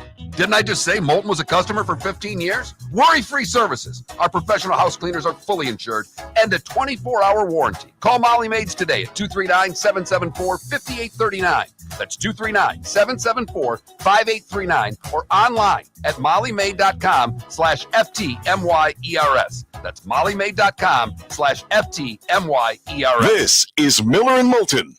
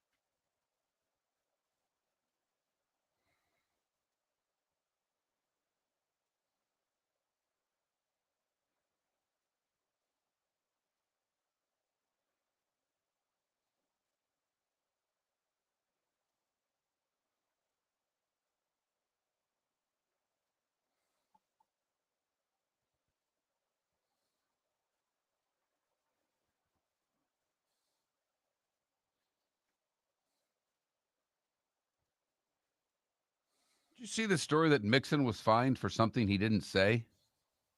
Joe Mixon? Yeah, he got fined $25,000 for criticizing the officials, and apparently it's something TJ Husmanzada said. Oh, I'd like to think they could prove he didn't say it.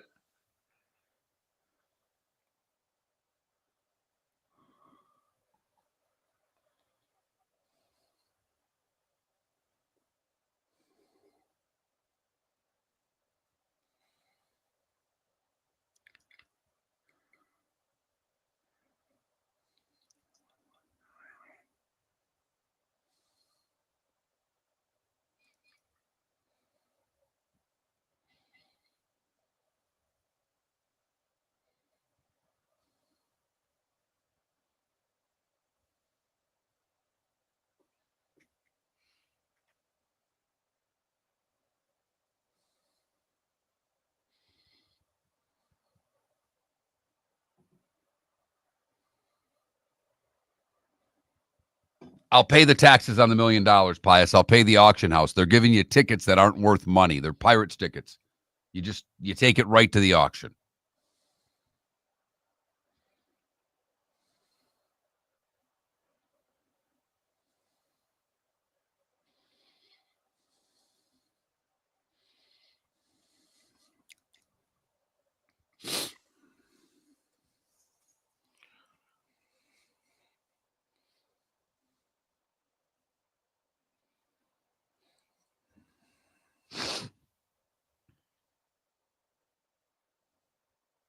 Yeah.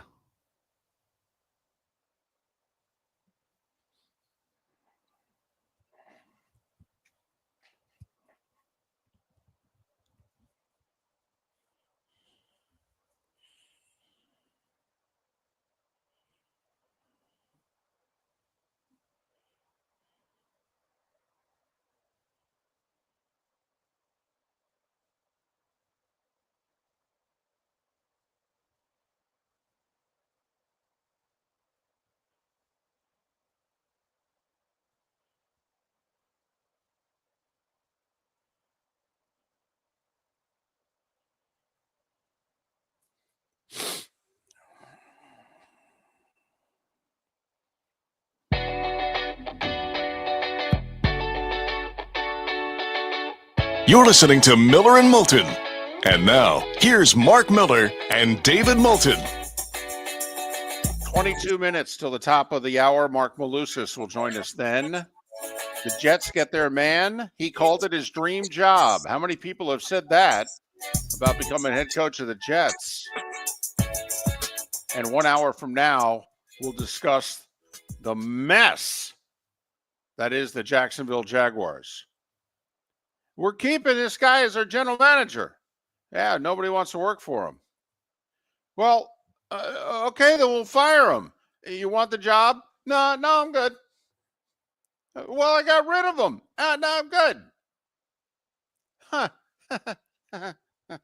21,000 is the text line, David. Many agreeing with you about the authenticated snow. I hope so. Texter says, I buy and sell memorabilia for a living. I wouldn't pay a penny for snow. It's the dumbest thing I've ever heard. Another listener says, for Father's Day, after the Bolts' most recently Stanley Cup win, my wife bought me a signed Kucherov signed puck, a championship shirt, and authenticated ice from the rink where the cup was won. I laughed. It does come in a miniature clear Stanley Cup, but in essence, it's just full of water. Imagine that. Another texter, I would love to be a fly on the wall when someone goes to authenticate that snow. I can just see the Pawn Stars guys saying, let me get my snow expert. And finally, a texter says, is it just me or does this whole snow thing make the Eagles look like a dime store whore? I was going to say it snowed in Philadelphia mid-January. Yeah, it's Philadelphia in mid-January. You know, like I give said, the merchandise guy all the credit in the world. I don't know how many of these things sold. I don't know, but what a scam. Oh, it's ridiculous. Like, how about somebody selling snow from Kyle Field Tuesday? Snow from Tiger Stadium in Baton Rouge. Okay, hit up those alumni. They're stupid. They'll buy anything that's got A&M or LSU associated with it. All right, we'll combine this 11-year-old baseball card, have Livy Dunn do the commercials celebrating the snow at Tiger Stadium. Here, Libby, sell it. If she did a snow angel and they authenticated that snow, it would sell for a lot of money. Exactly. And it'd be All I'm just as saying. ridiculous. But That's all I'm saying. at least it's snow in Baton Rouge. Hello. All right. I might be spending a little too much time on this, but it's so far the story of the week, and we're going to get nitty-gritty into the football later today and tomorrow. Of the 4 teams that are left playing, Mark, least penalized team is? Good question. I am going to say the Eagles. Incorrect. Second least penalized team. Chiefs least penalized team. Chiefs 4th least penalized team in the league this year. They had 94 penalties called on them. So do the math. That's like 5.5 a game. Eagles had 103 penalties called on them. That's on average about 6 a game. Washington had 111 penalties. Buffalo had 112. Buffalo tied for 10th most penalties in the league. However, this may be more interesting.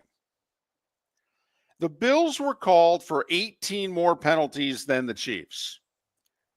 Do you know in penalty yards, how many more yards the Bills had than the Chiefs? 4.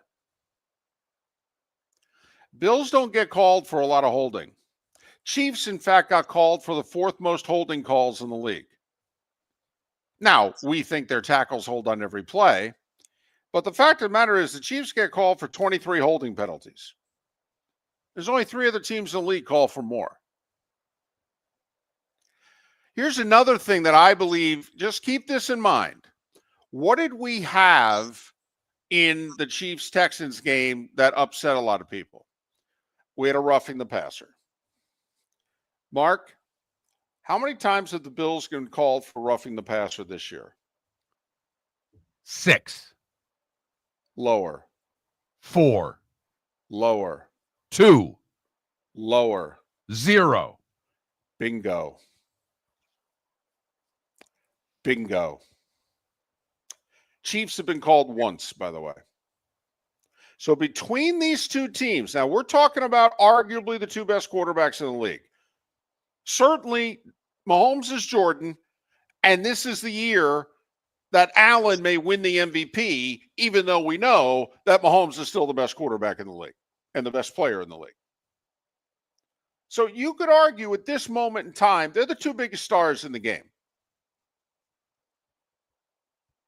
Between these 2 teams, they've been called for 1 roughing the passer all year. And the officiating has been talked about all week. Both these quarterbacks are known floppers. Mahomes even admitted the other day, yeah, I probably shouldn't have done that in the Texans game on the sidelines. I'm telling you, Mark, I got a gut feeling they let them play Sunday. They typically do when you get to this point in the season. They typically do. But what's the one big PI call? What's the one big defensive holding call that extends a drive? It's interesting that you mentioned that. How many times have the Bills been called for pass interference this year? 12. That's less than 1 a game. You know how many times the Chiefs have been called for pass interference this year? Do tell, David. 9. That's basically 1 every other game. I mean, you combine these 2 teams and how they play and how they're officiated. It tells me we're not going to get a single roughing the passer call. And between the 2 teams, we're going to get 1 pass interference call in the game. At most, we'll get 1 on each side. And then it boils down to the holding penalties. How many do they call on the Chiefs? The defensive holding penalties. That, to me, they're not as big as PI, but defensive holding so many times extends drives. Mm-hmm. Not a lot of yardage, but gives you 3 more downs or 4 in certain cases. And obviously against these guys, that's kind of a thing. By the way, Bills called for 20 offensive holding penalties this year. Chiefs 23. So you would say that both of them will get a holding penalty called on them. Yeah. Now, I don't think the Chiefs were called for offensive holding against the Texans. Oh, and that's not true. They got called for one. They did. They got called for one. Yeah, when the penalties were like 8-1, they kind of threw a few flags on the Chiefs there to make it look a little more respectable. Least penalized team in the league, the Rams, for what it's worth. Followed by the Cardinals, the Colts, the Chiefs, and the Chargers, and the Raiders. Chargers and Raiders. So I find it interesting. 3 of the 6 least penalized teams in the league all play in the AFC West. 5 of the 6 least penalized teams in the league all play in the West. But 3 of the 6 aren't good teams. So there's no real rhyme or reason to, hey, you don't get penalized a lot. That should mean you're an upper echelon team. It has nothing to do with that. Nothing. No, in fact, last year, the Raiders were the least penalized team in the league. Over the last 2 years, the Raiders have been the least penalized team in the league over the last 2 years. Most penalized team in the league this year, the Jets. You know who was second, though? The Ravens.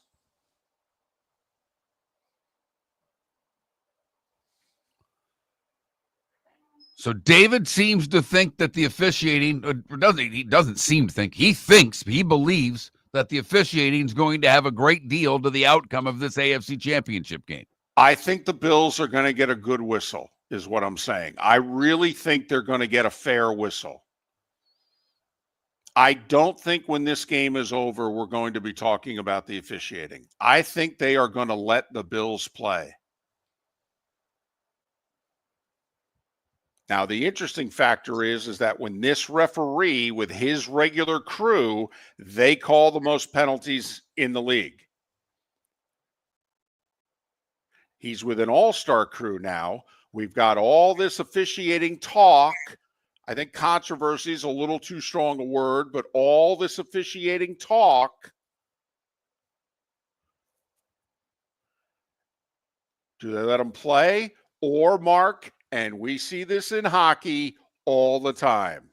What happens? Penalty for you. Next one, penalty for you. Then penalty for you.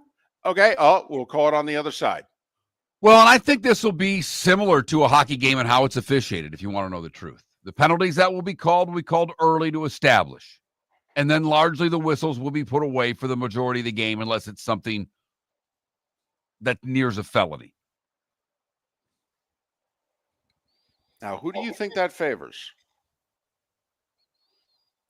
I don't know if it favors anyone, David, not with these two teams and these two quarterbacks. Okay. I really don't. So what I think is going to be, I mean, there's obviously, we'll get into all the keys of the game, but I sure, officiating is going to matter if they make a call that seems to change the game. That's obvious. But when they put them away, who does it favor? I don't think it favors either team.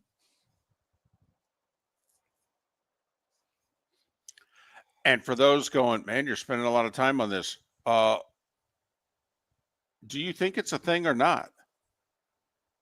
Because most of you do. If you think it's a thing, then it's a thing. It's your reality. Listen, I'm as objective as I can possibly be. I have to be. Not just for this show, but for the people that I assist doing very important jobs. I've got to be as down the middle as I can be. Do I think the Chiefs get calls? Hell yes. But all good teams get calls in all sports from the history of time. I've always thought it's basic human nature. Once you prove that you're good, what do the officials know? You're good.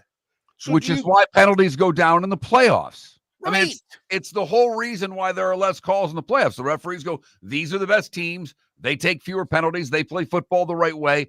We're give them the benefit of the doubt. We give you an extra step in hitting the quarterback. We maybe allow a little more hand jostling and physical contact in the secondary. We're going to let you guys decide things, not us. We see it all the time. It gets more physical in hockey and basketball in the playoffs. They allow more to go. And we like it, by the way. And so do the players. But I'm sorry, it's a thing. The Chiefs are trying to three-peat. No one's ever done it before. There's a little bit of animosity that for whatever reason is now coming because of that. People don't want to see this team be the first to win 3 in a row. Why is that? And they're go, well, I think they get the calls. The whole Taylor Swift thing bothers me. Okay, I'm sick of seeing Mahomes in every third commercial. You're jealous. They've been winning too much for too long. You're jealous. And the mafia is a large group. There are Bills fans in every corner of this nation. They are everywhere. And I do think there is a bit of a sentiment for the Bills and their lack of success that I think the public's rooting for the Bills. Of course. Of course. They've been in the Super Bowl in over 30 years. They've never won one. Of course they're rooting for the Bills. But I don't think would have been rooting for the Ravens, if you know what I mean. I don't think the nation would have been rooting for the Ravens had they knocked off the Bills. Saying, oh, Lamar's got to get his. I don't think that would have been the sentiment.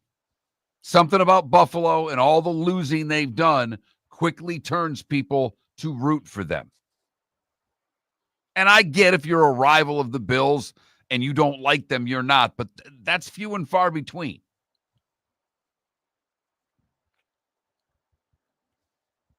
So I think it's a real issue. I think there's a couple things at work here. When you're the champ, you get calls. I think it's basic human nature. I really do. I don't think it's anything conspiratorial. I think it's basic human nature. Everybody knows you're good, therefore you get the benefit of the doubt. That's all I think it is. I think it's happened in every sport over time. Once you prove you're good, you get the benefit of the doubt from the officials. If you're a bad franchise and you make mistakes and you lose, you don't have the benefit of the doubt from the officials in all sports over time. But I also think coaches get calls, Mark. And I think it's in all sports. And I think Andy Reid is becoming the modern day Don Shula.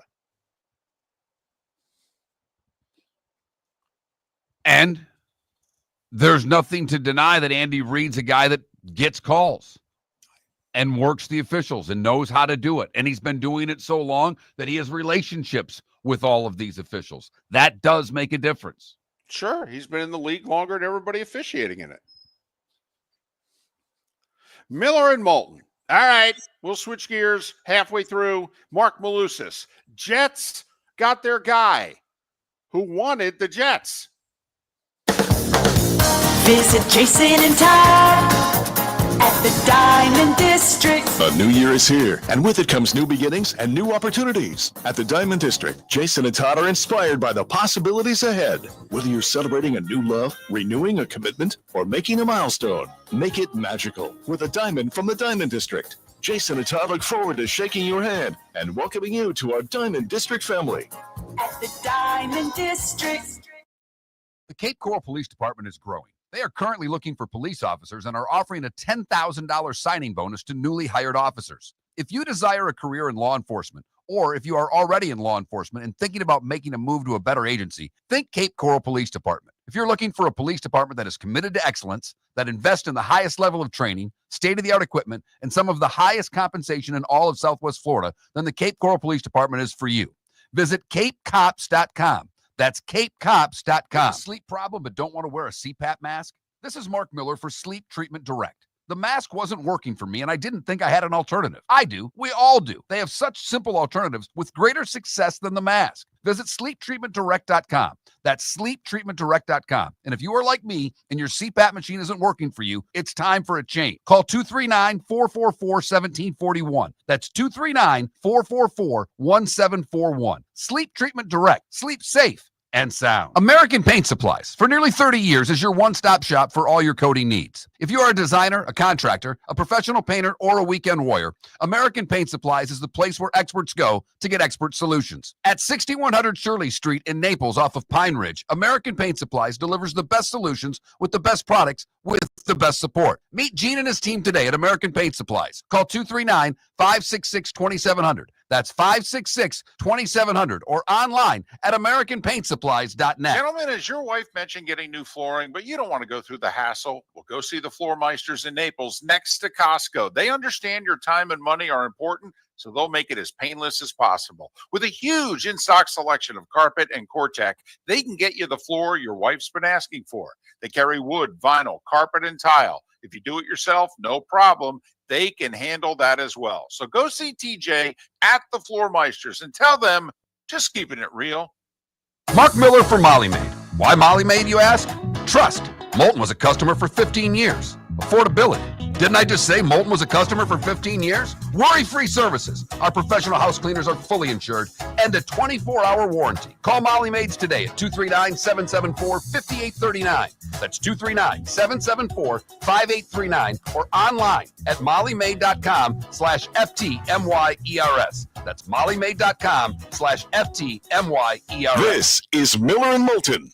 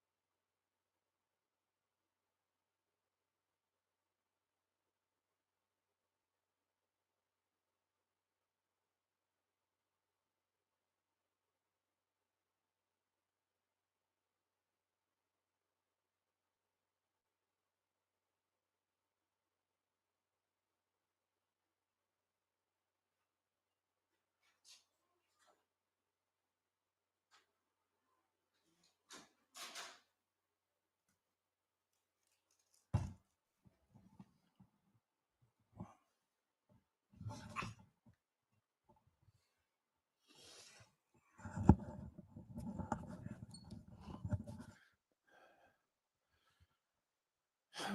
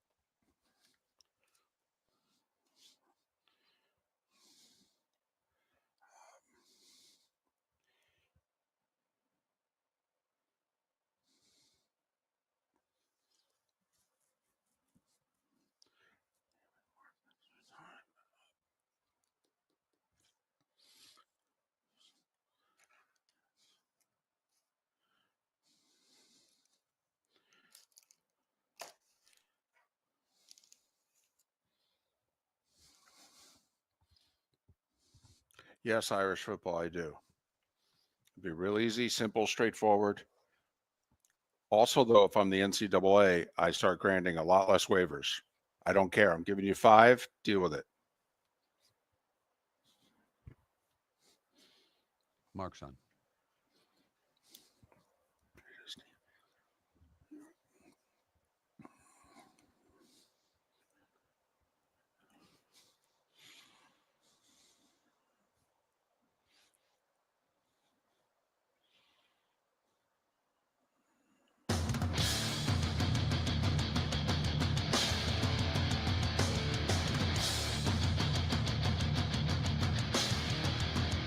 You're listening to Miller and Moulton, coming at you from the Floor Meister Studios. Floor Meisters, keeping it real. And now, here's Marc Miller and David Moulton. Halfway home in the 239 and the 904, the final hour of the show in Lake City and surrounding areas, Charlotte County and surrounding areas, Miller and Moulton, millerandmoulton.com, Miller_Moulton on X. Thrilled to welcome back Marc Malusis. He does the nightly sports thing on Channel 11, Pix 11 in New York, and he does the sports talk thing on the legendary WFAN in New York. You can follow Marc on X at Marc with a C, Malusis, Malusis. Marc, it's David and Marc. Good morning. How are you? David, Marc, good morning. How you guys doing? All right? We are doing well. So, how's Aaron Glenn going over? Is this good enough? Is this sexy enough? I think it is. I mean, listen, I think we've seen a lot of coaches, and we've seen across the NFL, but, here in New York where, you win the presser or you win the early buzz and then the results aren't necessarily there on the field. I think Jet fans, I think there were some that probably wanted to see Rex Ryan here. They were never really in on Ben Johnson, and I don't think Ben Johnson would ever been on the Jets. He ended up with Chicago because he gets to work with Caleb Williams and the Bears. When you look at Aaron Glenn, he's paid his dues. He's a former player with the Jets, was here for 8 years, drafted in the first round in '94, was a scout for the organization after his playing days for a couple years. Has worked his way up as a coach, has been part of a winning culture, kind of changing that organization out in Detroit. I understand that it was Dan Campbell's team, but still, he was on that coaching staff, a really good coaching staff. The players respond to him. Everybody you talk to out in Detroit, and I think he's coming here to try and instill a little bit of a cultural shift and being able to talk about accountability. Love his statement that he made last night. I think there are a lot of Jet fans that are probably saying, let's see what it is on the field, but the early returns are good. All right. What are they going to do for a GM? I mean, is this backwards? When you look at this, do you think they're doing it the right way? Yeah, I don't personally. I'm a little bit more old school where, you hire the GM and then you have the GM be part of the process of bringing in the head coach so everybody sees eye to eye, so you have one vision. I think it's a little bit backwards. I've talked about it on TV and radio up here in New York where, that's the way I'd go about doing it. It seemed to be that, but the Jets go about and do it opposite. The last 25 years, they've done a lot of things opposite with Woody Johnson at the helm, and it hasn't exactly brought about the results. They haven't been in the playoffs since 2010. So I'm with you. That's the way I would go. But, the Jets seem to, be okay with hiring the head coach and then having the head coach play a pivotal role in bringing in the general manager. To me, that's kind of backwards. If we weren't on radio, I'd say it's a little bit, I'd use maybe a different phrase or a different term, but we are on radio. To me, that's where, kind of scratch your head with the Jets. But if they're able to get the right personnel, man, and they do have the same vision, it seemed to be all along that it was going to be this guy, Lance Newmark, the assistant GM for the Washington Commanders, who was, working behind Adam Peters the last year. He spent 26 years in Detroit. He was down in Florham Park the same day Glenn was on Tuesday, I believe it was. He left the building, a deal didn't get done.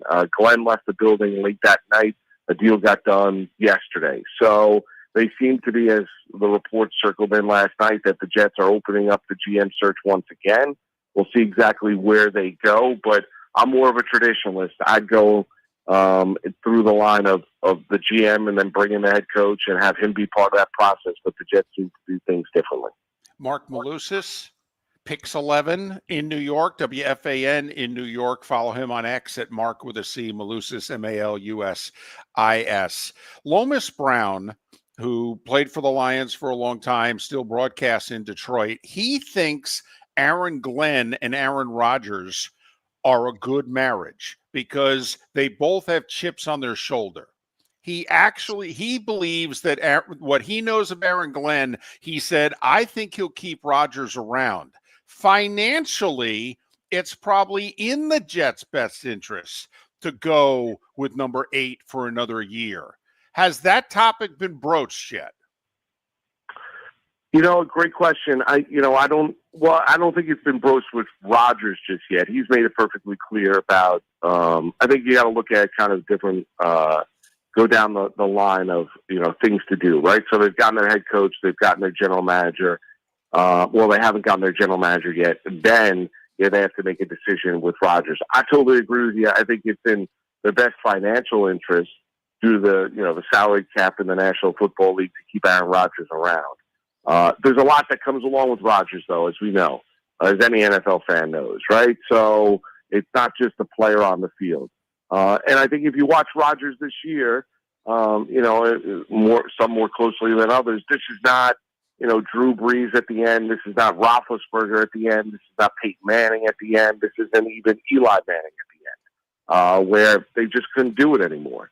I think Rodgers this past year, I think if they had a defense that lived up to the billing and was a top 3 or top 4 unit, if they had an offensive line that was consistently great at the start, Brees Hall had a really good year running the football, I think Rodgers, this Jet team, would have been a winning team. And I think they were really poorly coached. So I'm not opposed to bringing Rodgers back.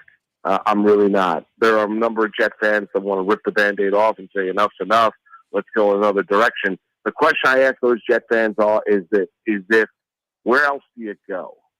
Like with the 7th overall pick and a weak quarterback class, you're not finding your quarterback of the future this year. So where exactly do you go to bring in a quarterback? You're going to go in and bring Daniel Jones in?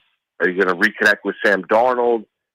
Some have said, well, give me Jameis Winston as a bridge quarterback. Okay, well, there's good and bad when it comes along with Jameis. There's no doubt about it. Very entertaining guy, gives you a great quote after games. I love Jameis Winston, but there are limitations there. So if you look at Rodgers, I would bring him back, and I think, I think Lomas Brown is correct. I think there's a case where I think Rodgers has got a chip on his shoulder. I think, clearly, and I don't know Aaron Glenn at all, I'll take Lomas's word for it, that he's got a chip on his shoulder, knows the organization, feels like he can win. There aren't better options than Aaron Rodgers at quarterback, but you have to have the directive within the organization that this is Glenn's franchise. And this is his team. This is not Aaron Rodgers' team. We're not going to load it up with players that Rodgers is comfortable with. If you want to be part of it, great. We'd love to have you. We think we can win with you. If you don't want to be a part of it, if you need to do it your way, then we'll decide to part ways. The other thing for Rodgers, besides all of that, is he's made it clear on his McAfee appearances that he's got to make the decision about whether or not he wants to play football in 2025. I've always maintained this. I have a hard time envisioning, as, a guy that's been in the league for, 20 years, when you look at Rodgers, that this 2024 season, which we all just witnessed, is what he wants people to remember as his last season in the National Football League. I'm not saying it's going to be an ending where he wins a Super Bowl, but I would think that Aaron Rodgers wants to go out and play his last season where it all looks a lot better than it did this past year. So I would not be surprised if Rodgers is back next year with the Jets. For sake of argument, let's just assume Rodgers is back. They're not a top third roster. Are they a middle third roster that had bad coaching, or are they right where they're supposed to be? Is this a bottom third roster that still needs a lot of work to become a playoff team? No, I don't think they're a bottom third roster. I think they're one of the worst coach teams I've seen in quite some time. I think, when Woody got involved, I think when they fired Robert Saleh, I don't think he's a great head coach, but I think Robert Saleh is a really good defensive coordinator. You saw a regression in that defense. Jeff Ulbrich was given the interim head coaching job. He didn't bring in a defensive coordinator to run the defense. He did both. I think it was too much for him. I think he got overwhelmed. You look at this team. I mean, if you just go through it, I would say 3/5 of their offensive line are rock solid. You look at their running back room; it's really good. They've got Garrett Wilson, potentially Devontae Adams in that wide receiver room. Conklin's a pretty good tight end. You look at defensively, Quincy Williams, his brother at the linebacker spot, Sauce Gardner, Jermaine Johnson coming off the torn Achilles. Like there is talent on this roster. Now, they've also got a ton of free agents, right? And they're not going to bring everybody back. So there's going to be a regression there. But if you're looking at some of the younger core pieces of this team, this is not a bottom third roster. This really isn't. I think the Jets getting in their own way, being poorly coached, and Woody running wild and wreaking havoc down in Florida Park led them having the season that they had. But if, due to the fact that they, how many blown fourth quarter leads do they have this past year? I think if memory serves me correct, it was 6 or 7, where they led the game in the fourth quarter, ended up losing the game. Like, think about that. They have the 7th overall pick. This is not a dreadful team, a dreadful roster. They were poorly coached. At times they played poorly. They weren't prepared. And then Rodgers, obviously you saw a regression when he was dealing with some injuries, whether it be the hamstring, the knee, or the ankle, I would say the first 3 quarters of the season. Talking Jets with Marc Malusis, Pix 11 and WFAN in New York. Mark, for 30 seconds, because that's all we have, if you could humor me, the Mets fan. Sure. Are they really going to lose Alonso over money? The richest owner in sports is going to lose Alonso over money? Yeah, I agree with you. It makes no sense. I mean, bring Pete back. He's a homegrown Met. I agree. Give him, I'm not saying you overpay for him like you did with Juan Soto. You're not going to do that. I think there's a lot that comes along with it. And I don't know if necessarily this is a guy that David Stearns wants, but be careful, because I think they're a batch short. And say if Alonso lands someplace else, they're going to regret that with their eyes on potentially Vladimir Guerrero Jr. next offseason if he hits free agency for the Toronto Blue Jays. But I'm with you. If you want to win in 2025, the Mets are a better team with Alonso than without him. All right. I'd like to thank everyone, our listeners and my co-hosts, for allowing me to just have that moment with Marc Malusis there. I thank all of you.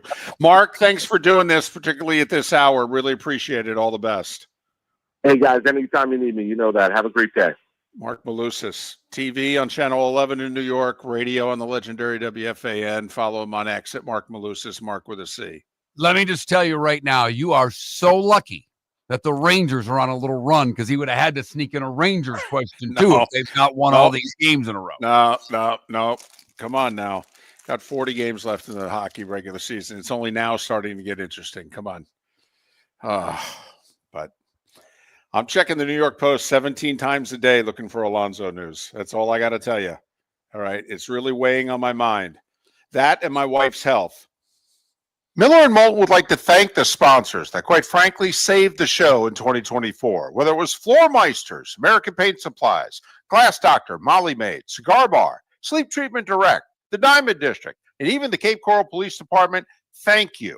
We're hopeful of a great 2025, still needing sponsors, so reach out to Miller and Moulton via X at that Mark Miller or the David Moulton, or text us at 21,000. But Miller and Moulton says thank you to our sponsors and to you, our loyal listeners. American Paint Supplies, for nearly 30 years, is your one-stop shop for all your coating needs. If you are a designer, a contractor, a professional painter, or a weekend warrior, American Paint Supplies is the place where experts go to get expert solutions. At 6100 Shirley Street in Naples off of Pine Ridge, American Paint Supplies delivers the best solutions with the best products with the best support. Meet Gene and his team today at American Paint Supplies. Call 239-566-2700. That's 566-2700, or online at AmericanPaintSupplies.net.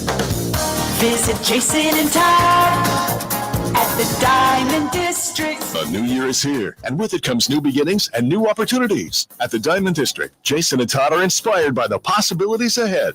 Whether you're celebrating a new love, renewing a commitment, or making a milestone, make it magical with a diamond from the Diamond District. Jason and Todd look forward to shaking your hand and welcoming you to our Diamond District family. At the Diamond District.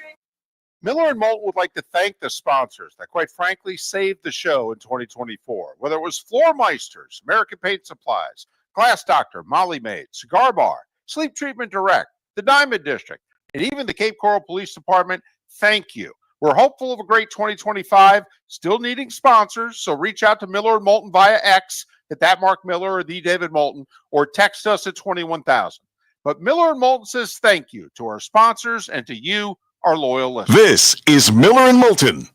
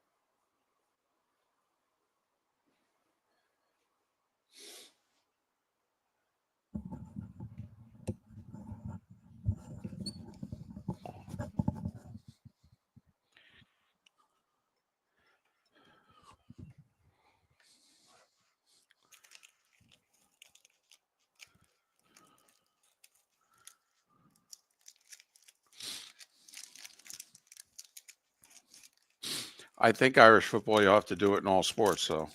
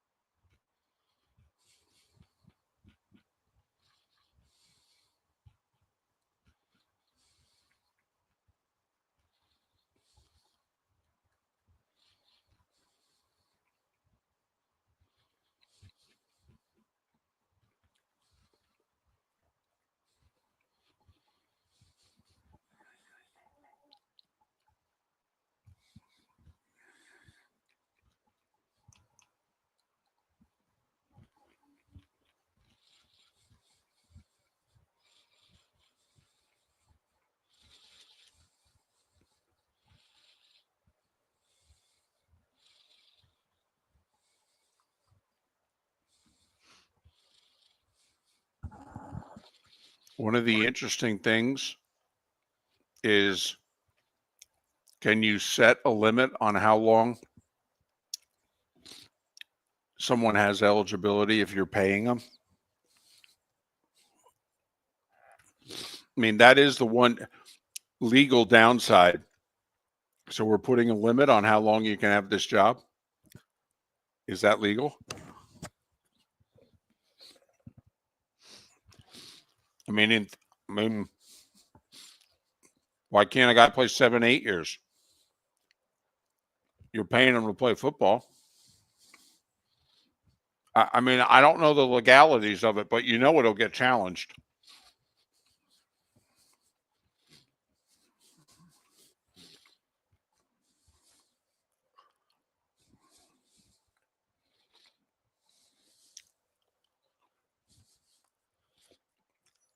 And if they make the argument about, well, he's not enrolled in school, he can get a master's.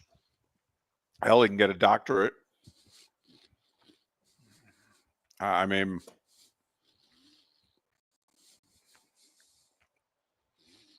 my wife's best friend's sister went to school for like 11 years.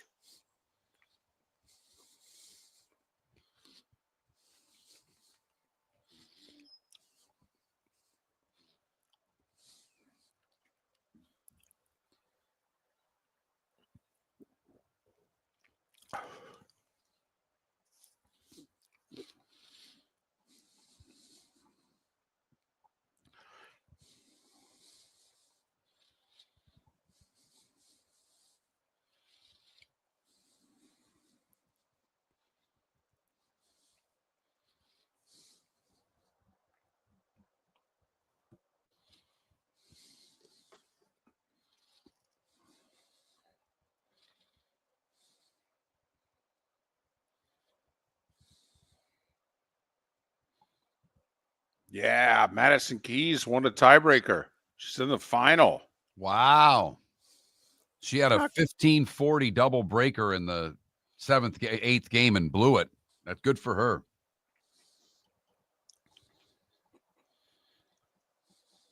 That's awesome.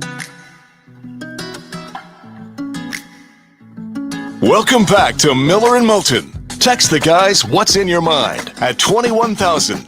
That's 21000. And now, here's David Moulton. 21 minutes past the hour. This is the show that keeps you updated on the Australian Open. Yep. We're unlike any other show in America, for better or worse, and this is probably for worse, but American Madison Keys is in the women's final. USA. USA. She won a third set breaker. She turns 30 next month. This is only her second Grand Slam final. Probably not going to play much longer. Good for her. Yeah, great for her. Take on the top seed Sabalenka in the final on the weekend. The men are in the semis later today, tonight, overnight. Djokovic 2 wins away from number 25. But American Ben Shelton is in the semis as well. USA. All right. We talked a little about the penalties and how that's going to affect Buffalo and Kansas City. Yep. When you look at Washington and Philadelphia, is there a way that Washington wins without winning the turnover battle? Yes, but they have to be great offensively. They have to do what they did to Philadelphia in the second half of their regular season meeting in Washington. Jaden Daniels and the Commanders just overwhelmed them, and the Eagles defense didn't have any answers. First 6 quarters they played against one another, it was all Philadelphia. And then in the second half of the second game, Kingsbury had it all over Vic Fangio, all over him. And the Eagles, as my father used to say, they didn't know whether or wind their watch. I mean, and that to me is, Mark, if you're saying turnovers are even, points off turnovers are even, we're not getting defensive and special team scores, then to me the Commanders have to win a shootout or they have to play the perfect bend but don't break game on defense and just, give up 50, 60, 70 yards and then all of a sudden get a stop. Because I will say Sirianni can go a little crazy going for it on fourth down too. I mean, Sirianni doesn't always take the points either. And with that defense, I would always take the points. I wouldn't go for 2 the way he does. I wouldn't go for fourth down the way he does. With that defense at home, I would take points. Washington is the worst team left against the run. They were 30th in the league giving up run yards on the season. Only New Orleans and Carolina were worse than Washington in defending the run. Well, let's be honest. We thought that's why Tampa Bay was going to beat them. That Tampa was just going to line up and run the ball down their throat because Tampa's rushing game had become a top 10 rushing game. And the Commanders' rushing defense held up. They gave up 4 yards a carry on 25 carries. They did a really good job. Now, I don't think Tampa ran it enough, though. Well, it's interesting. Remember, they only had 44 plays. I know. The Commanders had those long drives where they never punted and they ran over 70 plays. So if you think about it this way, the Bucs ran 44 plays. They ran the ball 25 of those 44. I mean, they ran like 55% of the time. So, but I know what you're saying. Okay, we all thought they keep pounding the rock and they'll break. And I think if Baker hadn't fumbled there at the end, they would have broke Washington. Detroit ran it down their throat all day. In fact, one of our criticisms was, why are you trying fake plays? 3rd and 1 from the 12. Why did you go empty and try to throw the ball? You got 2 downs to get 1 yard. Give the ball to Gibbs. Every time Gibbs touched the ball, seemingly he got 7 yards. Every time. I wouldn't have played Montgomery. I would have left Gibbs in, and I'd have let him be the bell cow. I would have let Montgomery be the sacrificial lamb. He came back. Everybody's fired up. Gibbs was dominating. I don't see how Barkley doesn't do the same. I agree with you. I think the Eagles are going to run for 300 yards. 300, not 200. They're going to run for 300 yards. And the game's going to be over, and we're going to say, Washington, great season, phenomenal season. Eagles showed you what you have to fortify going forward. Great job. Please keep that quarterback healthy. He's a star.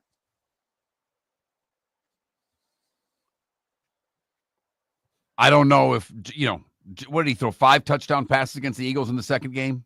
Mm-hmm. I mean, It's going to have to be 3. Little things. Commanders lost a guard. Eagles have Jalen Carter. That's a problem. The Eagles got nothing on Daniels in the second half of that second game. Daniels was able to just sit back and play 7-on-7 drill against the Eagles. I don't think that's going to be the case Sunday. The other thing that Vic did, by the way, Vic blitzed Stafford a little more than he normally blitzes. Vic went after the Rams a little bit.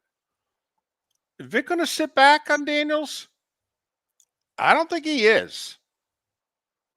I think they're dangerous when you start blitzing him, because if he gets past the blitzer, I understand. Then you're giving up 8 to 10 yards every time. And I'm not saying he's going to blitz 6 or 7, but I think the Eagles are going to be bringing 5 a lot. I think they're going to double McLaurin, and they're going to look at everybody else and go, tell me you can't cover the rest of what they have. Come on now. I think they're going to challenge their safeties and their linebackers and go, you really can't cover Zach Ertz? We got rid of him a few years ago. We thought he was done. Are you serious? He was going to retire each of the last 2 years. You can't cover him? Now, McLaurin's a different story. I think you got to double team McLaurin. I think he's a 1. He is a 1. Oh. Terry McLaurin's 1. I think so. I think he's a top 20 receiver in the league. But I think Philly is just going to run it down their throat. I think A.J. Brown could sit out this game and read his book. That's how much they're going to take the air out of the ball.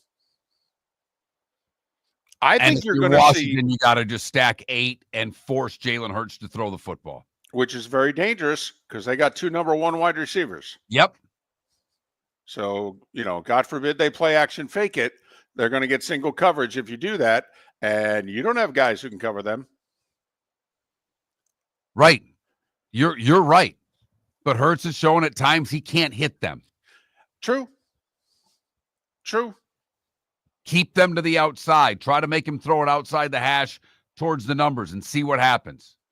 I think you're going to see a ton of 2 tight end. I think you're going to see 6 offensive linemen in Goddard. I really do. I think the Eagles are going to walk up to the line of scrimmage, look at Washington, and go, boys, it's going to be a different 3 hours today than what you've been used to. We could tell you the play beforehand. We could tell you where we're going to run the ball beforehand. That's the kind of game we're going to play. You guys ready?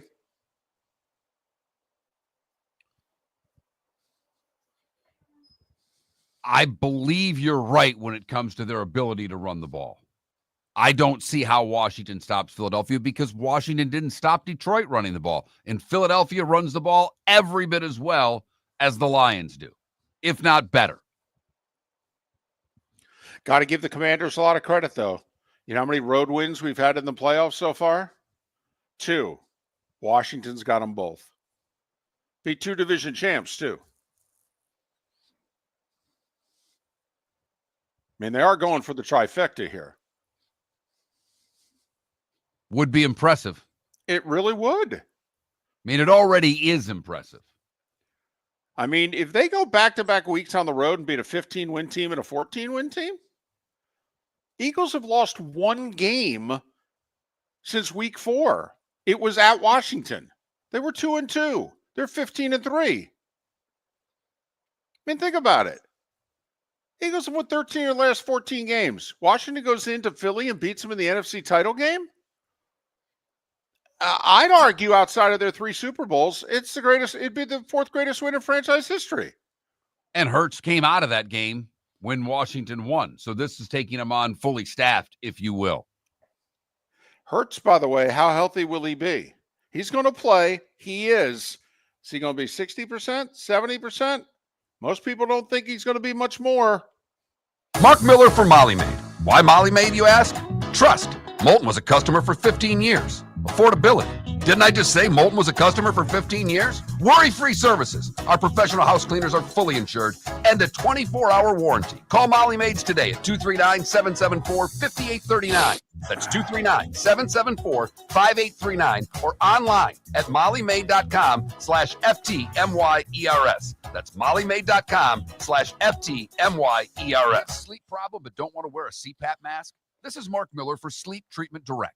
The mask wasn't working for me, and I didn't think I had an alternative. I do. We all do. They have such simple alternatives with greater success than the mask. Visit sleeptreatmentdirect.com. That's sleeptreatmentdirect.com. And if you are like me and your CPAP machine isn't working for you, it's time for a change. Call 239-444-1741. That's 239-444-1741. Sleep Treatment Direct. Sleep safe and sound. The world-famous cigar bar started as a neighborhood place in downtown Fort Myers, and now it's a brand, a destination, with 4 locations. The original place, Henry Street, Fort Myers, Gulf Coast Town Center, on Southeast 47th Terrace off the Cape Coral Parkway, and the Lounge on West 1st Street in Fort Myers. A place to go, whether you just need a relaxing drink and a smoke after a tough day at work, or a place to go celebrate. From relaxation to celebration, the world-famous cigar bar. The Cape Coral Police Department is growing. They are currently looking for police officers and are offering a $10,000 signing bonus to newly hired officers.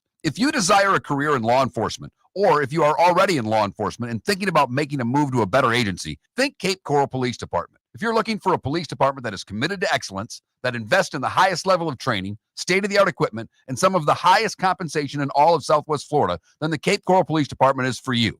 Visit capecops.com. That's capecops.com. This is Miller and Moulton.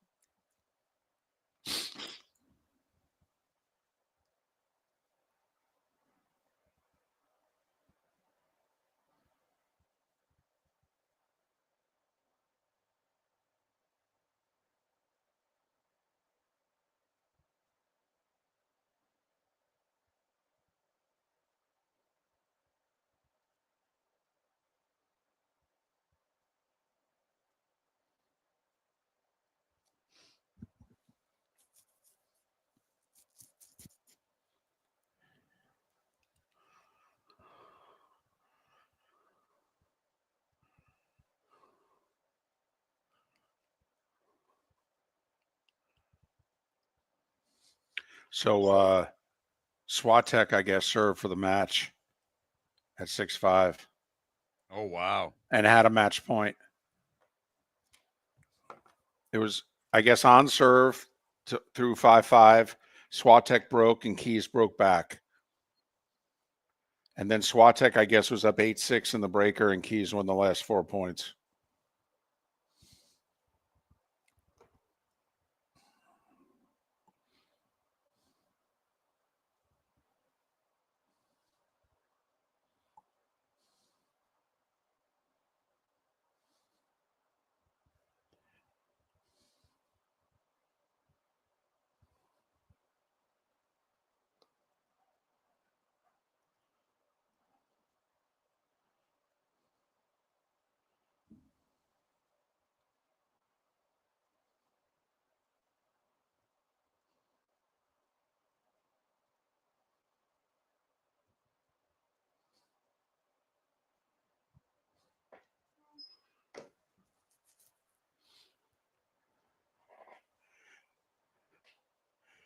No, Irish football, I do not agree.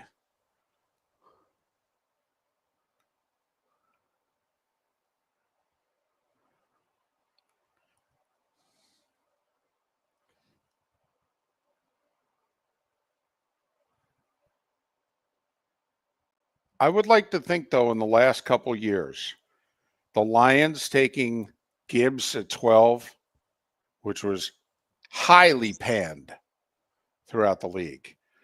The 4 free agent signings at running back this offseason, Barkley, Henry, Mixon, and Josh Jacobs. I mean, I think teams should value running backs more. Well, and especially we're going to see one team run it all the time in the championship game, and we really think that Cook's going to play a part in the Buffalo game. Yeah, if Buffalo can run the ball, that would be monstrous with somebody other than Josh Allen.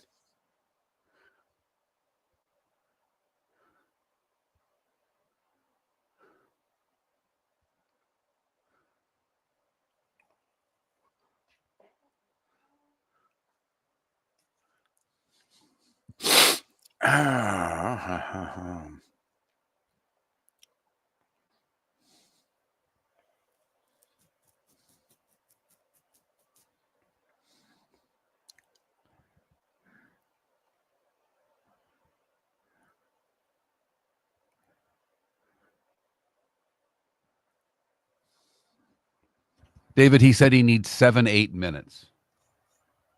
More minutes? Yeah, he said he texted. He's not going to be done. He's going to call the number I just called him on. So,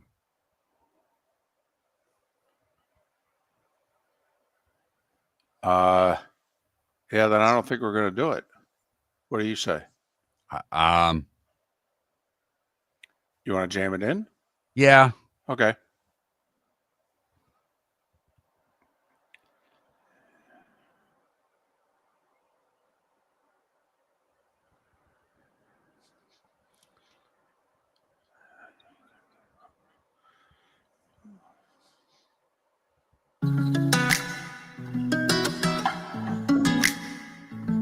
Welcome back to Miller and Moulton. Text the guys what's in your mind at 21,000.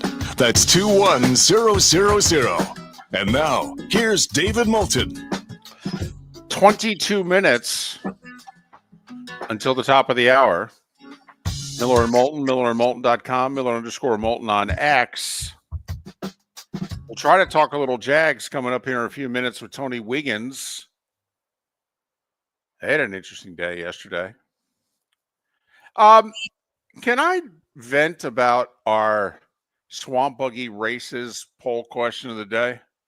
Yes, I will say that the numbers for yes are moving up drastically. We're over 40% now that think the media should be allowed in the locker room. It is our poll question, our Swamp Buggy Races poll question. Should the media be allowed in the locker room after games? 42% of you say yes. Vent, David, go. Well, I'm a little biased, obviously. I mean, I've been a media member now professionally since 1986. But, I mean, and I'm going to do some characterization here. Most of our audience likes to think of themselves as politically conservative. You know, we got to get tough on things, okay? But don't ask the athletes a tough question after a game. No, don't do that. Don't invade their space. I mean, toughen up, for goodness sakes. I mean, all these locker rooms now, for the most part, everybody's getting paid. That really they shouldn't have to answer questions? You don't think listen, I get it. You hate the media. And by the way, we largely suck. Okay. But the media is, at the end of the day, though, whether they have agendas, biases, or not. Without us, all right, after the game, you don't get to hear from the coaches and the players. Okay. So we're just the conduit. You really don't think that you're entitled to answers? I mean, really? You don't think you're entitled for as much passion and time and money and effort as you put into these sports? You're not entitled to some answers? Win or lose? Hey, seriously? You can take it beyond that. I mean, the fact of the matter is, Mark Andrews is a great player. He's a tremendous tight end. You spend 2 days and you don't answer the media when you make the money that you make? I'm sorry. He owes answers. He owes answers. He cost his team a football game. You can't just take 3 days off from the media when you talk to the media when things are good. It doesn't work that way. I mean, I'm sorry. We gotta toughen up. These are questions. You should see the stuff that is texted and emailed us. I mean, seriously. When I was a regular columnist, Marc one time said, "Do you read the comments?" And I go, "No." And this is Marc. And he said, "Good." I've had death threats. I've had white powder sent to my house. I've had windshields broken in my cars. Does it suck? Yeah. I don't know what to tell you. It comes with the territory. I chose to do this for a living. There's a downside. I got to deal with it.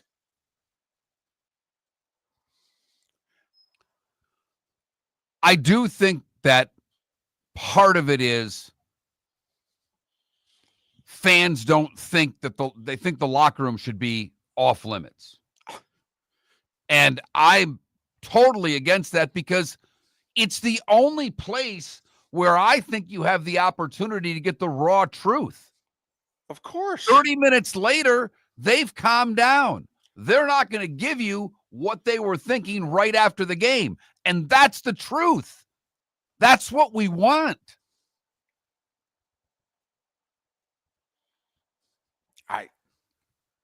And now that we're paying the college kids, and I mean, we're really paying the college kids. And by the way, you're paying them. In some way, shape, or form, you are paying them. Not all of you, but some of you. I don't know why you think so little of yourselves. Seriously, I wish there was more accountability in every aspect of our society, but I really wish we demanded more from everybody. I hate the fact that in our sports and our politics and everything that we are accepting being lapdogs. We should be a step shy of hostile in demanding answers as far as I'm concerned. I think you're a little over the bounds there. I probably am. A step short of hostile is I think there should be a little decency. No, I agree. And you're right. I went a little far there. But, I mean, I can't believe you all think so little of yourselves. That you're not worthy of questions being answered for you? You know how much time you give to your team and to sports. You know how much money you give. Do you know what you sacrifice for your fandom? I mean, when you think about it, it's flippin' absurd what we all sacrifice for our fandom. So we have a choice. We could get a grip or we could demand answers in the locker room. And I say it's much easier to demand answers in the locker room. 21,000's the text line. Twitch.com, YouTube.com/Miller and Moulton on both ends. If you want to watch the show and participate in either chat room, you can. You can always text the show 21,000 as well and answer our poll question. Should media be allowed in the locker room after the games? Now, yes, right now, 42%. Now, I don't think we should be allowed in the locker room before the game. I don't. I've said that for years. I can't believe Major League Baseball lets the media roam the clubhouse and roam the dugouts before games. Honestly, I can't believe it. Stuns me. If I was the players, I would literally end that this year. No. Okay, game's over. You come in, you ask all of us your questions. We get it.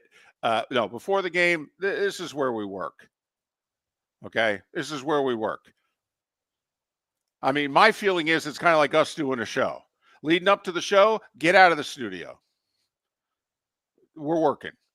After the show, you want to grill us? Your show sucked today. What the hell did you do talk about this topic in your second segment? Okay, that's fine. But before the show, get the hell out of here. I got a show to prepare for. And you deal with that, obviously, at the highest level, where people are constantly trying to get into the booth, whether it's Saturday or Sunday. Oh, yeah. Yeah. And announcers are different. Vern Lundquist, you could walk into the booth a minute and a half before we went on the air. All right. Vern was great. He was like the grand marshal of a parade.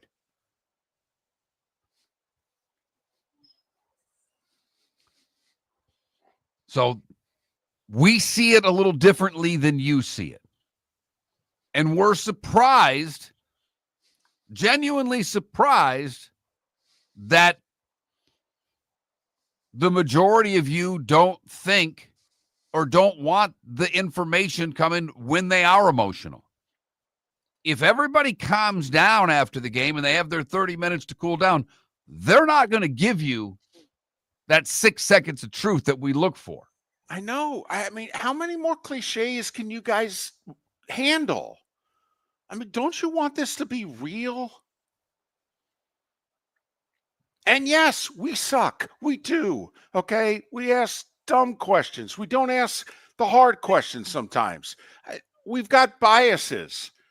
We should be better. Yes, to all of it. But man, tell you what, demand more of us, but demand more of them.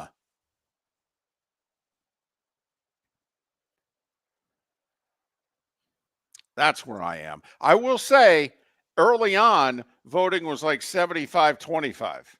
I was like numb. I couldn't believe how many of you didn't want the media in the locker rooms after the game.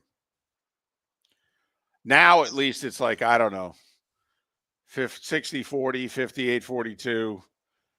Oh, man. You're trying to persuade them. You're trying to persuade them. You're fighting the good fight. But all in all, because it's their team at the end of the day, too. That's part of it. And they stick up for their team.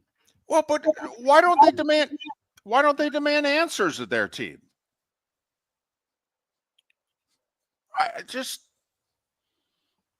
Trust me, we get it. You guys want propaganda. I know. Oh, I know.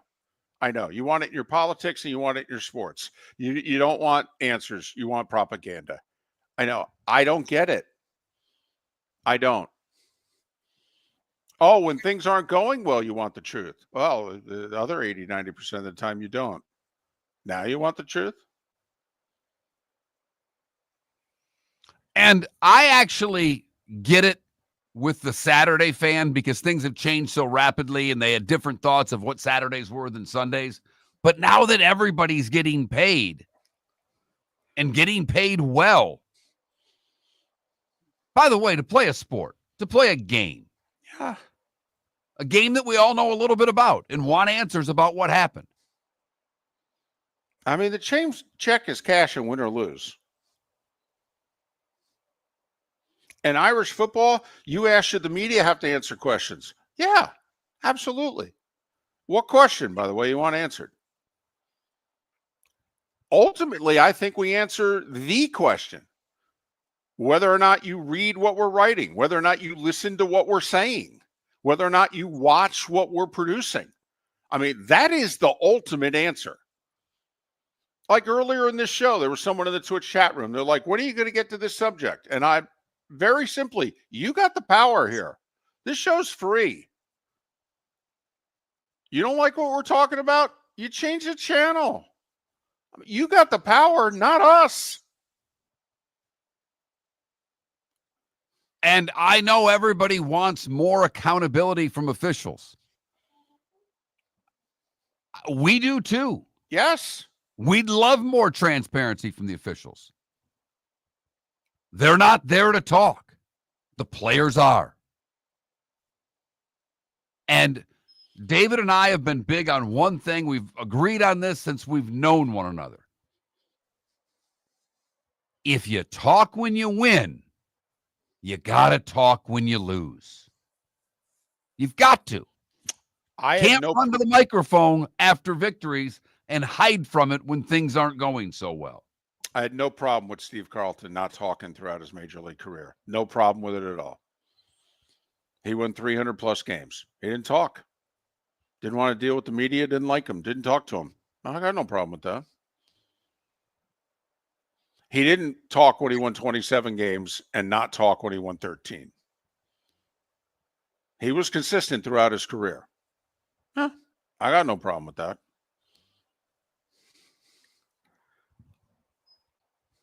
So that's where we are in this subject. We seem to be at an agree to disagree portion of the show. And I think it's because we suck too much as the media. I don't just mean Miller and Moulton because we know where we rank. But I think it's because we suck too much. That it's difficult for us representing the media right now, Mark, to make the argument because people are going, yeah, you guys suck. I'm not going to side with you on anything. Like I said, when they do public opinion polls, the only people the media beats are Congress. And it's close. And you are right. There is a lot in the media that have agendas. And now, we're seeing it. And I hate to bring this up, but we're seeing it with the Australian Open. There's a full-on war between the on-court interviewer and most of the tennis players. Right. That gentleman seems to have an agenda, and the players are calling him out on it. Yeah. And good for them. Absolutely. But what are they doing? They're giving you their honest opinion. They're giving us the 6 seconds of truth. And in this case, the media member has deserved it. He's been a jerk. Absolutely. They should not talk to him. I completely support him. All the players, male and female, completely support them.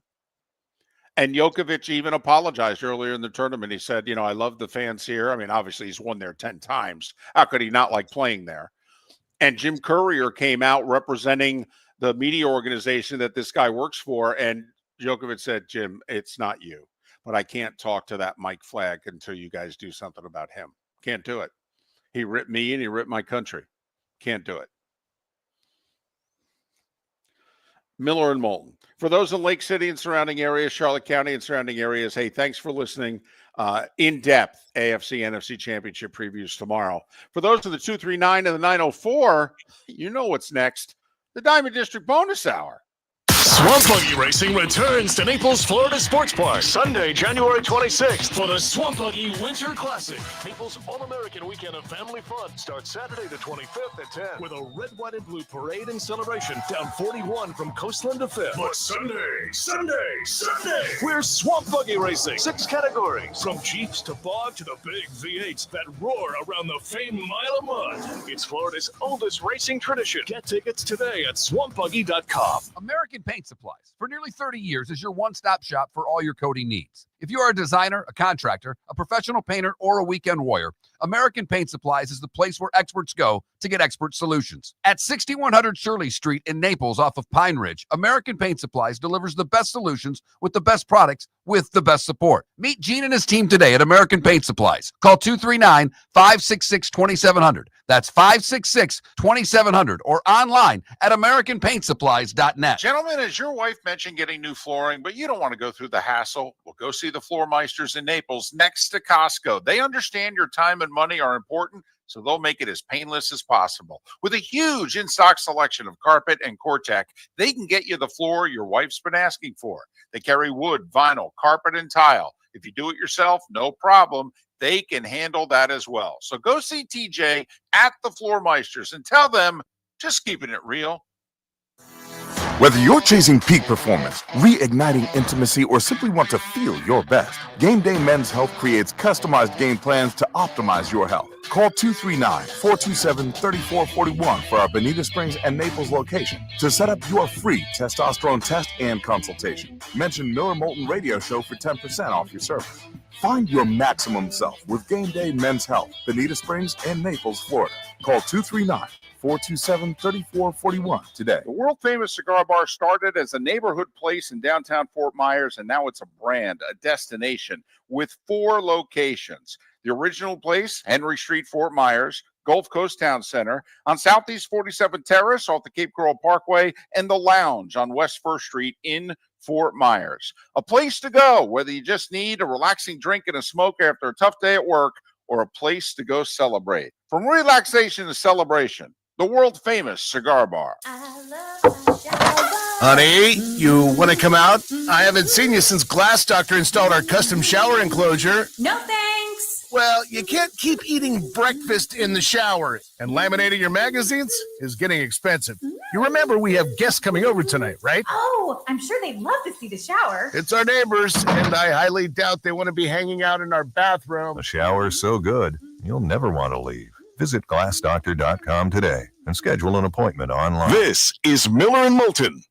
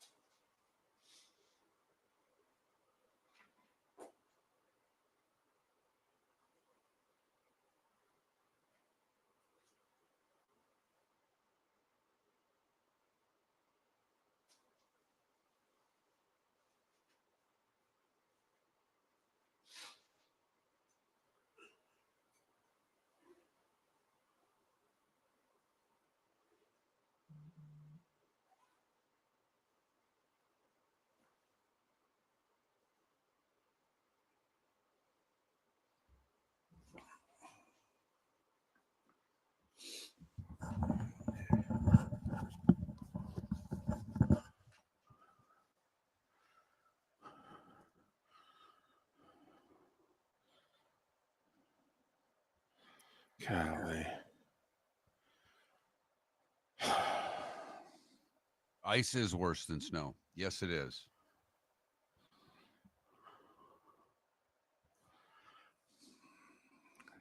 Everything all right?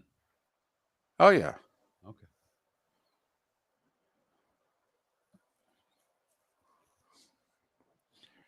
Oh, I think the Oscar nominations are out. That'll throw Samson for a loop.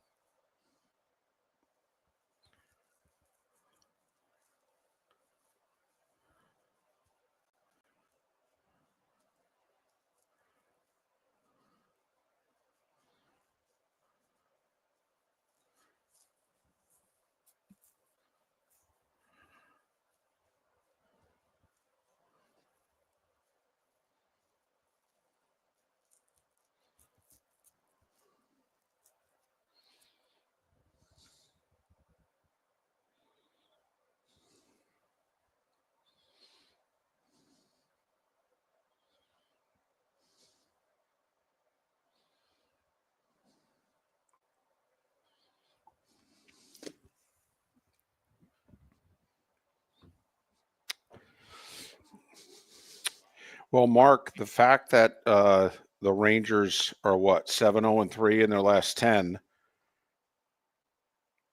and they're doing it with Lafreniere and Panarin not yet producing, I take that as a good sign. I mean, Marc.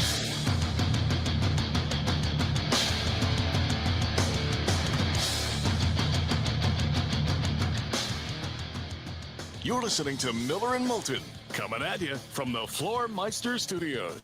Floor Meisters, keeping it real.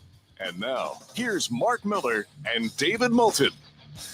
It is the Diamond District bonus hour, fourth and final hour of the show on this Thursday. Pat Kerwin on the show tomorrow. We'll try to hit as many of the people who cover Washington, Philadelphia, Buffalo, and Kansas City as we can tomorrow. In-depth preview of the NFC and AFC championship games tomorrow on Miller and Moulton. You know what our Swamp Buggy Races poll question is going to be tomorrow. Who do you think is going to win the games and what the title game is going to be? Right now, we're asking you, once the games are over on Sunday, should the media be allowed in the locker room after the game? We got this text, David. P.S. Don't get me wrong. Love your show, but I don't need David Moulton in the locker room immediately after a game. If I just watch the game, why do I need a person with a microphone in a guy's face in the locker room asking questions that can't wait? Remember, fans don't like the media anymore. News or sports, too much noise, lacking in truth. How many times do we say things not truth when mad or upset? The media wants to make a giant deal out of a comment for a week and cause issues when there isn't really an issue. Media can have their session to come at the podium after, not in the locker room, unnecessary. Fair enough. The only thing I would challenge you with, sir, and thank you very much for the text, is how many times do we say things not truth when mad or upset? Are you sure on that one? Or isn't that when we spew the truth? That would be, of everything you said, that would be the only thing I would at least challenge you on. And the only other thing that I would throw in there, since obviously we're going to agree to disagree, is sports is very much about emotion, and you want it where there's as little emotion as possible in discussing the game afterwards. I want to see the joy. I want to hear the joy. I want to see the pain. I want to feel the pain. That we just agree to disagree on that one. But I understand your point, and your point about how much we suck. Oh, you're right about that. You are. I ain't just paying you lip service either. We suck. We've earned this. Don't know. We have. And we as a collective media, we've earned it. We've sucked for a long time. And we get worse by the day, in my opinion. We provide you with more information by the day. We do. You have more info than ever before. In that respect, we've gotten much better. But in terms of opinion and doing things for headlines and clicks and what have you, least common denominator stuff, because it's easier to survive that way than provide quality content. Oh, yeah. Oh, my goodness. We're majoring in that. Hell, we've got a doctorate in that as a society, and certainly in the media. Absolutely. Hey, can we? Yeah, I'm sorry. What, Mark? No. Go right ahead. Something that we did not talk about today, and that's on us because we talk about this all the time. So the TV ratings are in for the Natty. Yes, they are. Did you see them? I did, David. Not very good. No, they were not. What, third lowest in the BCS era? Correct. The only two that were lower, Georgia TCU, because what was the final? 65-7. And it was 21-0 early, and people were like, yeah, I'm out of here. And the COVID games, 2020, Alabama. Who did Alabama beat? Clemson? I think it was Clemson. And it wasn't much of a game. And it was the Clemson year or the COVID year, and ratings were down that year. I had a feeling that the number was going to be what it was when I talked to my son. My son, who loves Saturdays, has no interest in Sundays. He is a hockey fan, and he is a college football fan. And I talked to him on Tuesday, and I said, what'd you think? He said, didn't watch a snap, Dad. Wow. I said, what? He goes, it was evil versus evil in my book. So I at least wanted Texas to win, so I had someone that I had at least positive thoughts about. But he goes, I didn't like either team. I didn't care. I didn't watch. And I went, damn. So If you're not watching, that's big. You're 25. You're right in the, you're a Saturday guy. But that means the South didn't watch. So the game did 22 million. Last year's final between Michigan and Washington did 25. So, that's 12% less. That's significant, especially in this day and age. College football ratings were up throughout the year, etc. Okay. Clay Travis took to X late yesterday and said, hey, I'm just kind of curious. Usually I have the answer for things, but why do you think ratings went down? I'm interested in what you have to say. Now, I think it's a little complicated, but here's just what I want to throw out there. The championship game last year was on Monday, January 8th.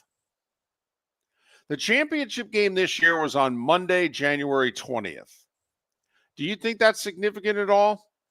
Last year, the championship game followed the final Sunday of the regular season in the NFL. This year, obviously, the game followed the final Sunday of the second round of the playoffs. Mark, do you think the game being 12 days later had anything to do with viewership? And remember, the semifinals did not do what they thought they would do. And both semifinals took place after when last year's final took place. Do you think the season going as late as it did impacted viewership? I do. I also think that, and you and I have been on this for a while, I think playing the Monday after the divisional round is a huge, colossal mistake. You brought it up. Gary Danielson, friend of the show, went on a national show, National Championship Day, and asked the question, how much college football have you? Basically, right off the hop, asked the host a question. So how much of the championship have you talked? This is the first time we've talked about it, and it was in the latter part of a 3-hour show. We talk a lot of college football in this show, more than most regional type shows do. Yes. We had to jam it in. We felt that we had to force more of it than we normally would on a Monday after the divisional round of the playoffs. Now, I've got a lot of thoughts about this, and some of you may take it as bias. This is where I think the sport as a whole, from mid-December to mid-January, being on one network only hurts the sport. And it doesn't matter if college football was on CBS or NBC or Turner or Fox. This is where I do think it hurts the sport. Part of the genius of the NFL is how they've done their media deals. They've got 4 to 6 networks promoting what they do at all times. Nobody is helping college football promote college football the final 5 weeks of the season. Hell, the final 7 weeks of the season.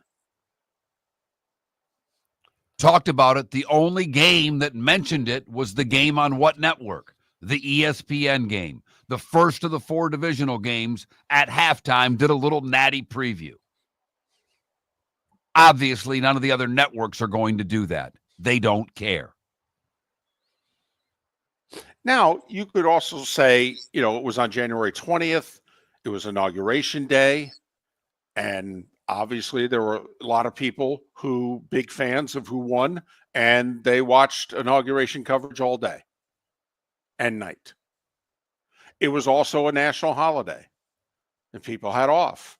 A 3-day weekend that people returning from trips from wherever they may have come from. Right. But that's part of the game being on January 20th versus the year before being on January 8th. We talked about this with the semis. The semis last year were on what? January 1st. The day that nationwide for 60 years we've said is a college football day. Rose Bowl parade in the morning, bowl games in the afternoon and evening. And this year, those same games were on what? The 9th and 10th of January?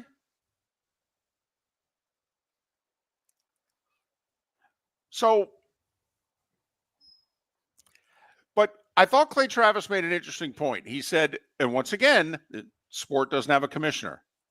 Sport doesn't have a central unifying base. And if they do, it's ESPN. And there's a lot of issues that come with that, good and bad. But Clay Travis said, the NFL, the Super Bowl does 100+ million. It seems as if college football's max is 30. What do they have to do to basically broaden their appeal?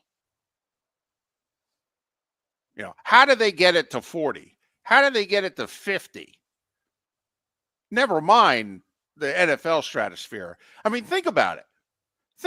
13 more million people watch the Chiefs and the Texans than watch the Natty. And it wasn't like you had teams without history and fan bases. You had the number one television viewing team in the sport in Ohio State. Number one. They are, by the way. It's not close. Ohio State's the number one draw in the sport. We fight as to who's second. Some years it's Georgia, some years it's Michigan, some years it's Notre Dame, some years it's Alabama. Ohio State's number one. But I think that he made a great point that 30 million's their cap. Right. And what if you're running the sport? What are you thinking? What do you need to do? Yeah, you're doing well. You're doing really well. Hell, you could argue you're doing better than you ever have before. Less people watched your semis and final than have watched it in a long time. And it was the first year of your new playoff with more teams involved, a regular season that was spectacular. And ratings were up throughout the regular season. People were very interested. So some very interesting food for thought based on the ratings. And if you're running college football, where do you go from here? Miller and Moulton. Vote on our poll question. Should the media be allowed in locker rooms after the game? That Mark Miller, the David Moulton, Miller_Moulton on X. The good, the bad, and the ugly. Today was a day one and what's on tap. It's how we finish things off here on Miller and Moulton. It's 25 minutes away. Swamp Buggy Racing returns to Naples, Florida Sports Park Sunday, January 26th for the Swamp Buggy Winter Classic. Naples' all-American weekend of family fun starts Saturday the 25th at 10 with a red, white, and blue parade and celebration down 41 from Coastland to 5th. But Sunday, we're Swamp Buggy Racing. 6 categories, from Jeeps to Bog to the big V8s that roar around the famed Mile of Mud. It's Florida's oldest racing tradition. Get tickets today at swampbuggy.com. World-famous cigar bar started as a neighborhood place in downtown Fort Myers, and now it's a brand, a destination with 4 locations. The original place, Henry Street, Fort Myers, Gulf Coast Town Center, on Southeast 47th Terrace off the Cape Coral Parkway, and the Lounge on West 1st Street in Fort Myers. A place to go, whether you just need a relaxing drink and a smoke after a tough day at work, or a place to go celebrate. From relaxation to celebration, the world-famous cigar bar. American Paint Supplies, for nearly 30 years, is your one-stop shop for all your coating needs. If you are a designer, a contractor, a professional painter, or a weekend warrior, American Paint Supplies is the place where experts go to get expert solutions. At 6100 Shirley Street in Naples off of Pine Ridge, American Paint Supplies delivers the best solutions with the best products with the best support. Meet Gene and his team today at American Paint Supplies. Call 239-566-2700. That's 566-2700 or online at AmericanPaintSupplies.net. Gentlemen, as your wife mentioned getting new flooring, but you don't want to go through the hassle, well, go see the Floor Meisters in Naples next to Costco. They understand your time and money are important. so they'll make it as painless as possible. With a huge in-stock selection of carpet and Core-Tech, they can get you the floor your wife's been asking for. They carry wood, vinyl, carpet, and tile. If you do it yourself, no problem. They can handle that as well. So go see TJ at the Floor Meisters and tell them, just keeping it real. This is Miller and Moulton.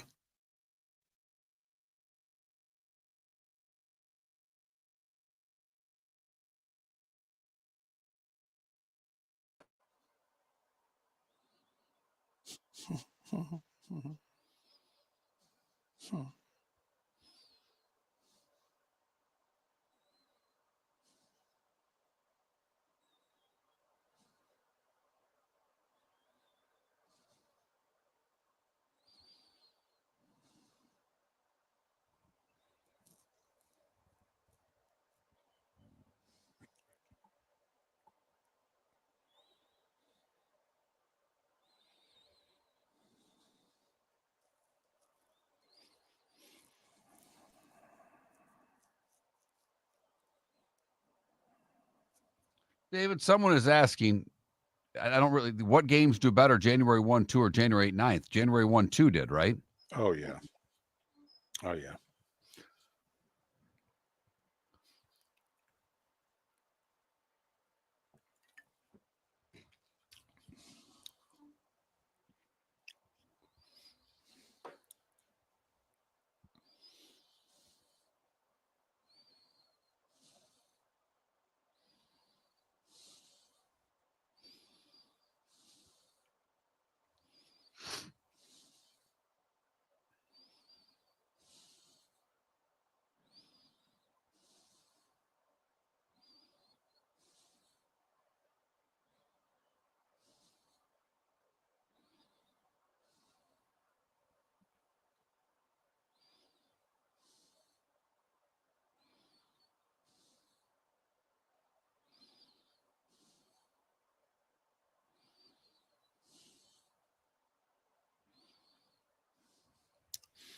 I don't know if you want to answer on this, but like Notre Dame, Penn State did 18 million.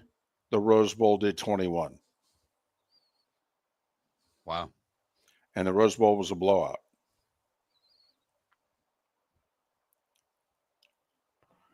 Yeah, I listen, I know that you guys, I get it. We suck. I get it. I get it. You don't believe a lot of what we tell you. The Super Bowl is always going to be Sunday night between 6:30 and 7 o'clock Eastern. You have got to just accept that as something that will happen for the rest of your life. The only thing that may change is the Sunday in which the game occurs. Sunday is far and away the number one television viewing day of the week. Sunday between 4 o'clock and 8:30 is far and away the number one viewing time for football in this country.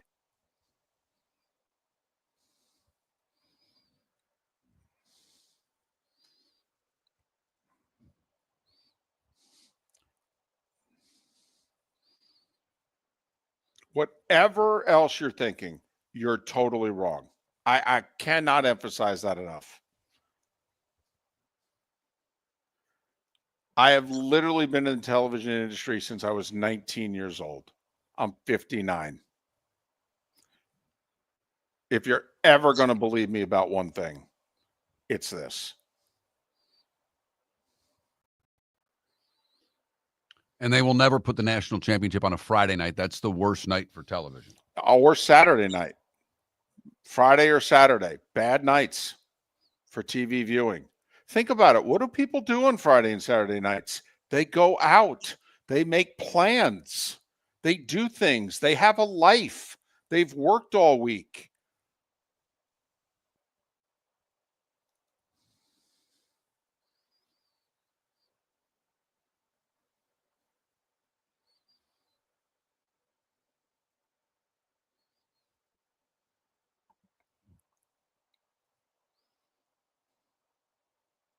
And Matt, that may happen.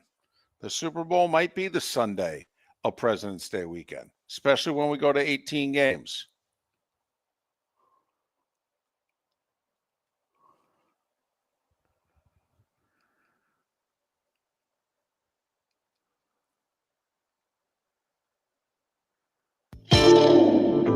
Welcome to the bonus hour, brought to you by Jason and Todd at the Diamond District. And now, here's Marc Miller and David Moulton. 21 minutes past the hour. Miller and Moulton, millerandmoulton.com, Miller_Moulton on X. If you missed Marc Malusis a little more than an hour ago, go to millerandmoulton.com and listen to him breaking down Aaron Glenn with the Jets and whether or not this is going to work and whether or not Aaron Rodgers is going to be part of their future or not. As Marc joined us on the American Paint Supplies hotline, your one-stop shop for all your coating needs. All right. Just a quick story. I don't know if you heard this, and we neglected to talk about it yesterday. It's kind of funny. It'll take a second. Did you happen to see some of the highlights, and it was a couple days ago, the Edmonton-Washington game? No. And one of the key goals scored in that game and how it was scored. No, because McDavid didn't play and Ovechkin didn't score. I know Washington won 3-2, but no. Right. Corey Perry scored Edmonton's second goal of the evening. Oh, wow. He's still playing. He's Right, 74 years old. But it's not that he scored a goal. It's that as he was coming down the ice, a fan in Rogers Place threw a tray of nachos and cheese on the ice. The nachos and cheese explode on the ice. Perry skates near it, past it, shoots, and scores. The goaltender, Logan Thompson, admits clearly that the nachos caught his eye and completely distracted him. I've never seen nachos and cheese on the ice. It was a weak goal on my part. I kind of stopped playing. I was distracted. I've never seen that before. It is what it is. The Caps thought the play should have been stopped, obviously, but it wasn't. And someone's nachos get the assist on the goal. I've never really heard of that. Usually when something splatters all over the ice, they blow the play dead. Listen. Nachos are expensive at a game these days. Well, I'm all for my team winning, but you know me and nachos, man. I mean, I don't know if I'd sacrifice nachos. I mean, if I was... At minimum, that's a $9 nacho. Well, maybe at the end of the tray when I've used all the cheese. And if there's like 4 or 6 nacho chips left and I don't have any cheese left, maybe with enough beers in me, you could convince me to try to get in Corey Perry's way. But you also get thrown right out of the arena, though. Right. I mean, it's not like people aren't going to point you out. Even after Corey Perry scores, security is going to walk down and everybody's going to go, oh, yeah, it's this Yahoo over here. So I just thought that was kind of funny. The nachos leading to a goal. I'd never heard of a nacho assist. Did you see the video? Like, should they have whistled the play and disallowed the goal? I don't think so. Okay. It wasn't. It was, you threw it on the ice. It said, the goaltender said it caught his eye and distracted him. So well, that I could see. That I could see. And let's face it, Marc, Corey Perry beating you with a wrist shot, you had to be distracted. Boom. A terrific career, by the way, Corey Perry. Really good player, a winning player. Okay, but these days, at this stage of his career, he's a fourth wing grinder. He's a stand in front of the net, take abuse guy in a power play. I mean, he's not the elite goal scorer anymore. But I just thought that was a funny story. I saw it. I want to share. Vancouver and Edmonton play tonight. Would be a lot better if Connor McDavid was playing, since they were cross-checking each other in the head, but they're suspended 3 games, and we're not going to get a rematch. Man, is NHL missing out on that. I mean, let's be honest. The NHL should have said, listen, it's a 2-game suspension. You're going to be suspended for a game. You guys get to play against each other, and then you're suspended for the next game. We got some genuine angst here. Right. Did you see the fight last night, by the way? I did. 2 heavyweights going at it, Ryan Reeves, and who was the kid from Columbus? That was a full-on tilt. Let me tell you. And it was a great fight, too, because there's a face-off deep in the zone, and they dropped the puck, and the two of them had talked it out beforehand. You want to go? Yeah, we're going to go. And I they believe dropped Matthew Olivier is how you say his name, is the other. man. And Ryan Reeves is a heavyweight, and he's an established 12-year heavyweight. And he says, kid, let's go. And the kid says, damn right, old man. And knocked down early, gets back up, helmets both off by the end of it. Lots of punches. Lots of punches. It was Foreman Lyle. Look up the fight, by the way, if you haven't seen it. They knocked each other down 5 times in 4.5 rounds. All right. They just beat the tar out of each other. Not just Foreman Lyle. I mean, Olivier there and Reeves. It was old school hockey, baby. When it was over, Reeves taps the kid on the hip like, good job. Yep. Absolutely. In both benches, you could hear the sticks banging on the boards, the respect that the players have. It's the one thing that I don't know if fans completely understand is the respect that the players have for the guys that actually fight. There was when I worked in Atlanta, we had a guy by the name of Stan Drulia, who was our captain. Good player. I think he had a cup of coffee in Tampa. And I was at the AAA level, the IHL at that time. And I remember being on a bus after a game just back to the hotel, and Stan had gotten into a fight. His one every other year maybe. And he looked over at Chris LaPuma, another guy who had a cup of coffee in Tampa, who was a renowned tough guy. And he looked over at Chris and he goes, Pooms, I don't know how you do it. Because I couldn't feel my arms the rest of the game. And these guys not only fight, but go back and play the whole game.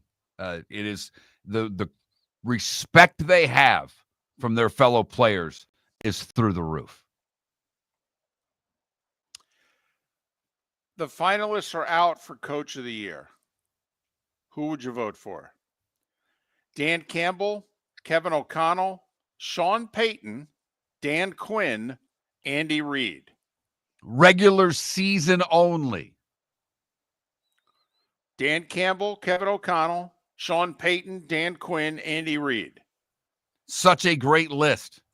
Voting for one could get you yelled at by everybody for not voting of any of the 104. All very deserving.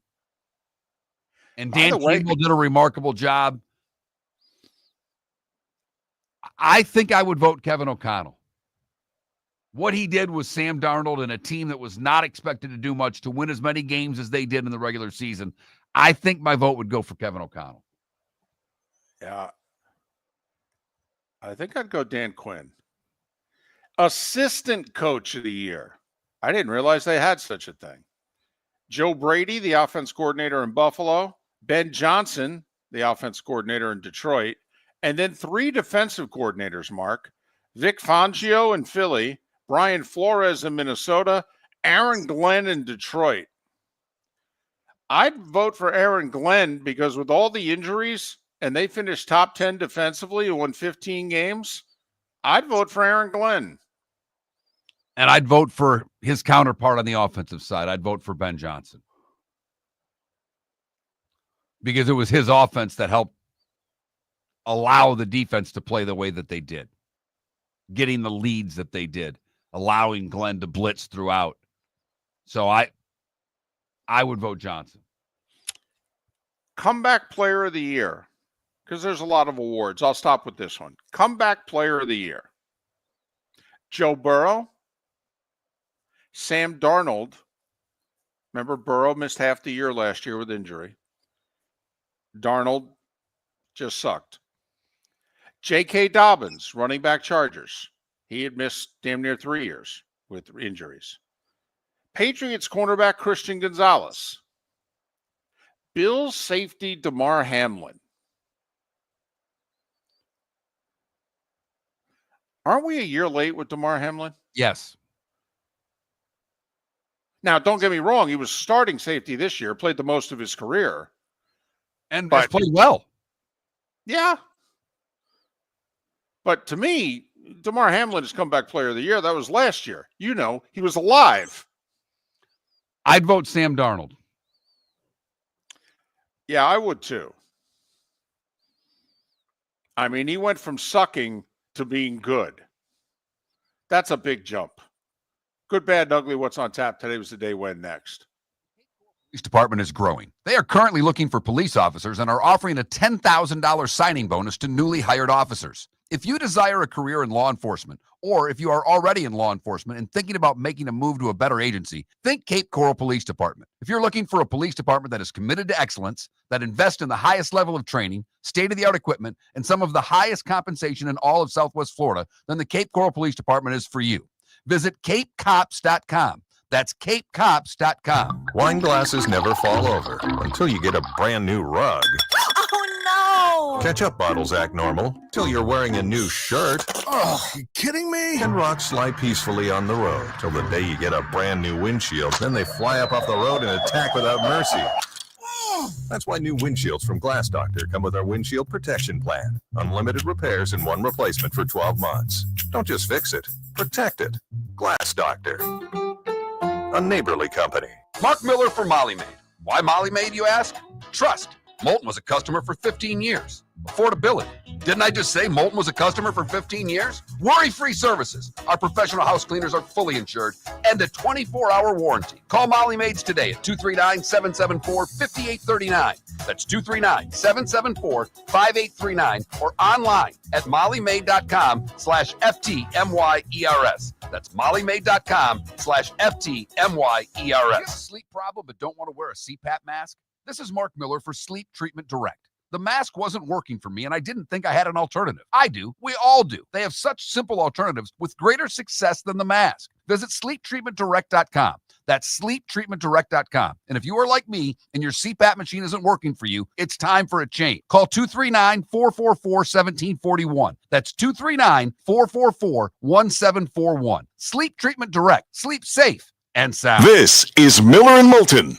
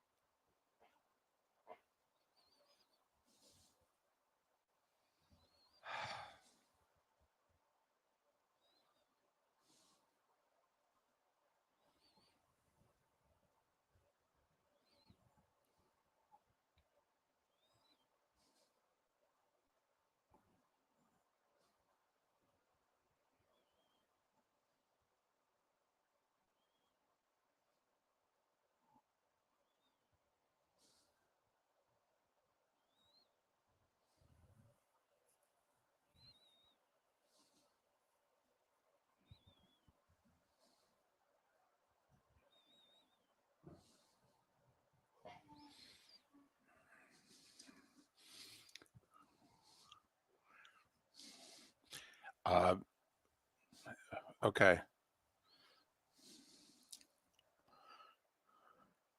But he sucked enough where he wasn't a starter.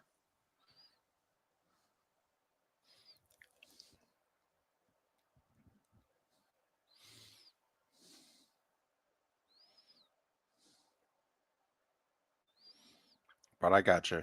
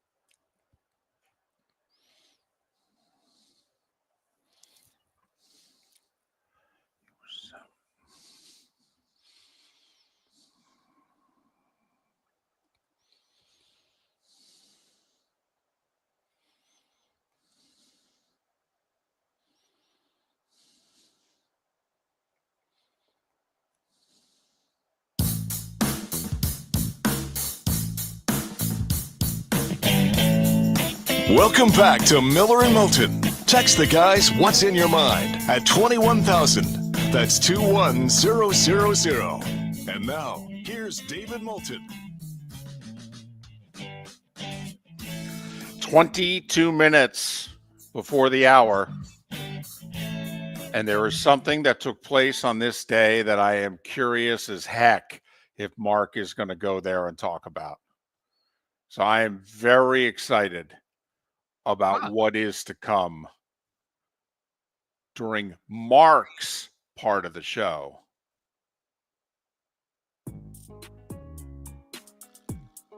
It's that time again, nearing the end, but not quite there yet. Here's Marc Miller with Today Was the Day When.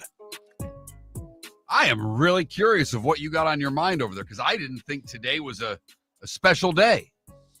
But we start in 1789. Georgetown, the first U.S. Catholic college, is founded. Go Hoyas. 1849. Elizabeth Blackwell becomes the first woman in the U.S. to earn a medical degree. 1957. The Wham-O Company acquires the rights to the Pluto Platter plastic flying toy disc from the inventor Walter Morrison. They would rename it the Frisbee, as a nod to the Frisbee Pie Company, whose empty tins were tossed by Yale University students in the 30s. The Frisbee, today in 1957. 1971, UCLA would lose to Notre Dame. UCLA would win its next 88 games in a row. Before losing to Notre Dame. 1973, President Nixon announces an accord has been reached to end the Vietnam War. 1975, David, the premiere of Barney Miller. Jack Sue, the coffee. The miniseries Roots premiered on ABC today in 77. Now, you were 7, so you didn't watch that, right? I mean, that was... Yeah, I did. Really? Your parents? Yeah, my mom, my dad didn't watch it. I watched it with my mom. Your mom let you watch Roots at 7? My mother took me to the theater to see Slapshot, David. Think about that. Oh, I thought she took you to the theater. No, Yeah. my mom took myself and my cousin Bill to the movies. 2 shows were being played. Puff the Magic Dragon and Slapshot. We were supposed to be going to see Puff the Magic Dragon. My cousin Bill said, Slapshot, it's a hockey movie. We go in. She says 3 for Slapshot. The lady behind the counter says, are you sure? My mom says, yeah, I'm sure. 3 for Slapshot. She was mortified. 1981, Bossy becomes the first NHLer to score 50 goals in 50 games. Underrated, by the way, Mike Bossy. Yes. A elite goal scorer. By the way, Ovechkin before Ovechkin. I like that. 83, the A-Team premieres on NBC. Also in 83, what's that? Never got into the A-Team. Don't know why. I pity the fool that didn't like the A-Team. The Mud Bowl in 83. The Dolphins beat the Jets 14 spit in the AFC Championship game. Legendary. Shula's Dolphins had beaten everybody that year. The Jets had beat them twice. The Jets' speed gave them problems. Jets with an upset of the Raiders so that the Dolphins got to host the AFC title game. Shula kept the sprinklers on all night. The Orange Bowl was a mess. They went to their last Super Bowl.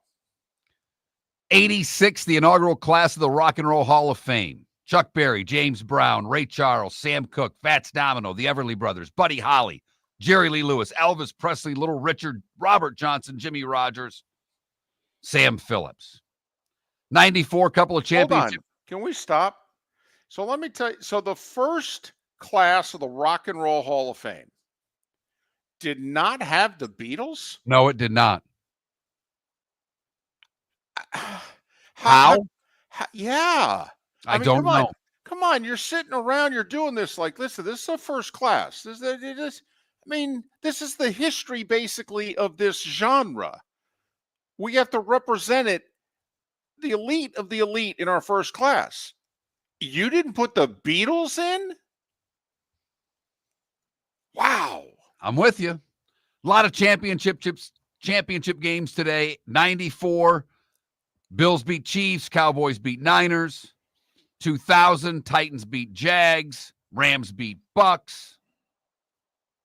05, Patriots beat Steelers, Eagles beat Falcons. Pittsburgh and the Packers win in 11. And it was 4 years ago today that Kansas City beat Buffalo 42-36. 13 seconds. 13 seconds. John Hancock would have celebrated a birthday today. Sully, we talked about him the other day. He turned 74 today. Pat Hayden is 72. So is Robin Zander, lead singer of Cheap Trick. Brendan Shanahan is 56. Tiffany Thiessen is 51. And UFC fighter Tito Ortiz is 50.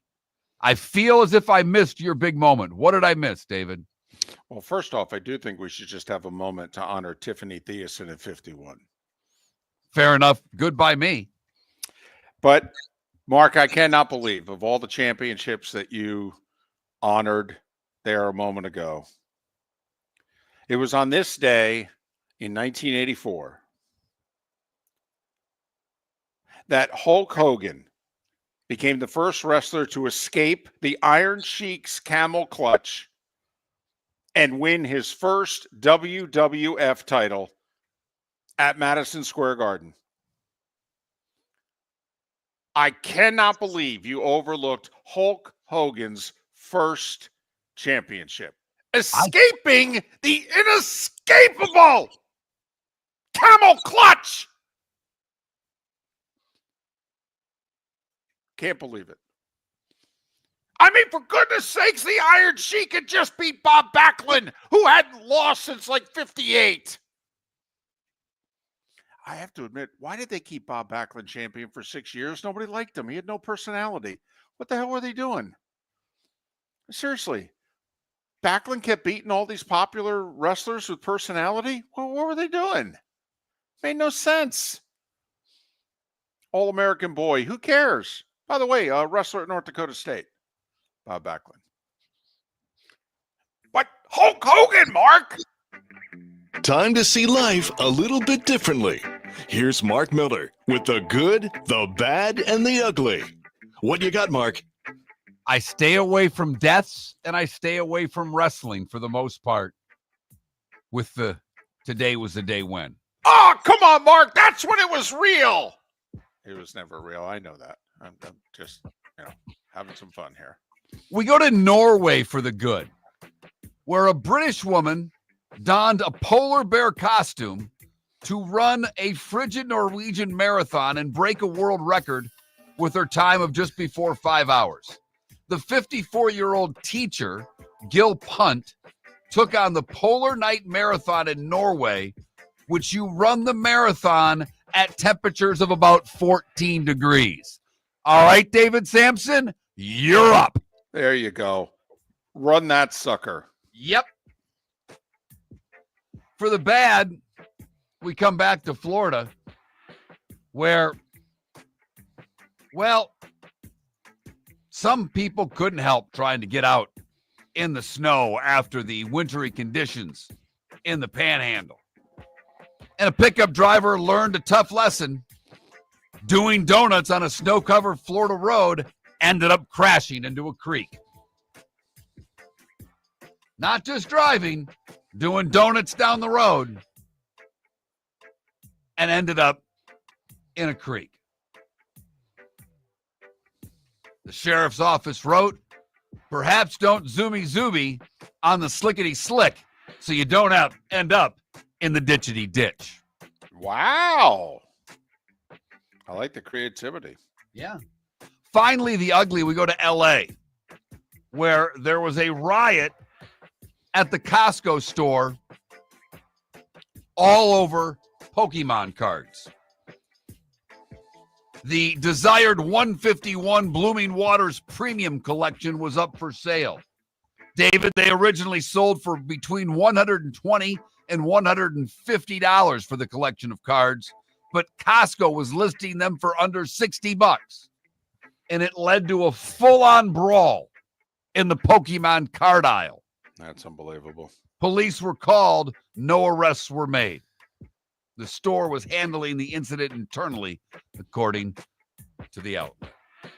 And that, David, is the good, the bad, and the ugly, brought to you by the Cape Coral Police Department. Go to capecops.com, still offering $10,000 for new officer sign-on bonus. Other jobs available. All information can be had at capecops.com. We have no system plays tonight. No, it's a lousy night of college basketball by and large. It is. It is. FGCU on the road in ASUN play. Jacksonville, North Florida, both on the road as well for people in our listening area who follow those teams. Jacksonville and FGCU, part of a four-way tie for first. Jacksonville finishing busing into the game this morning in West Georgia. A 3-hour bus ride that they're about an hour into right now.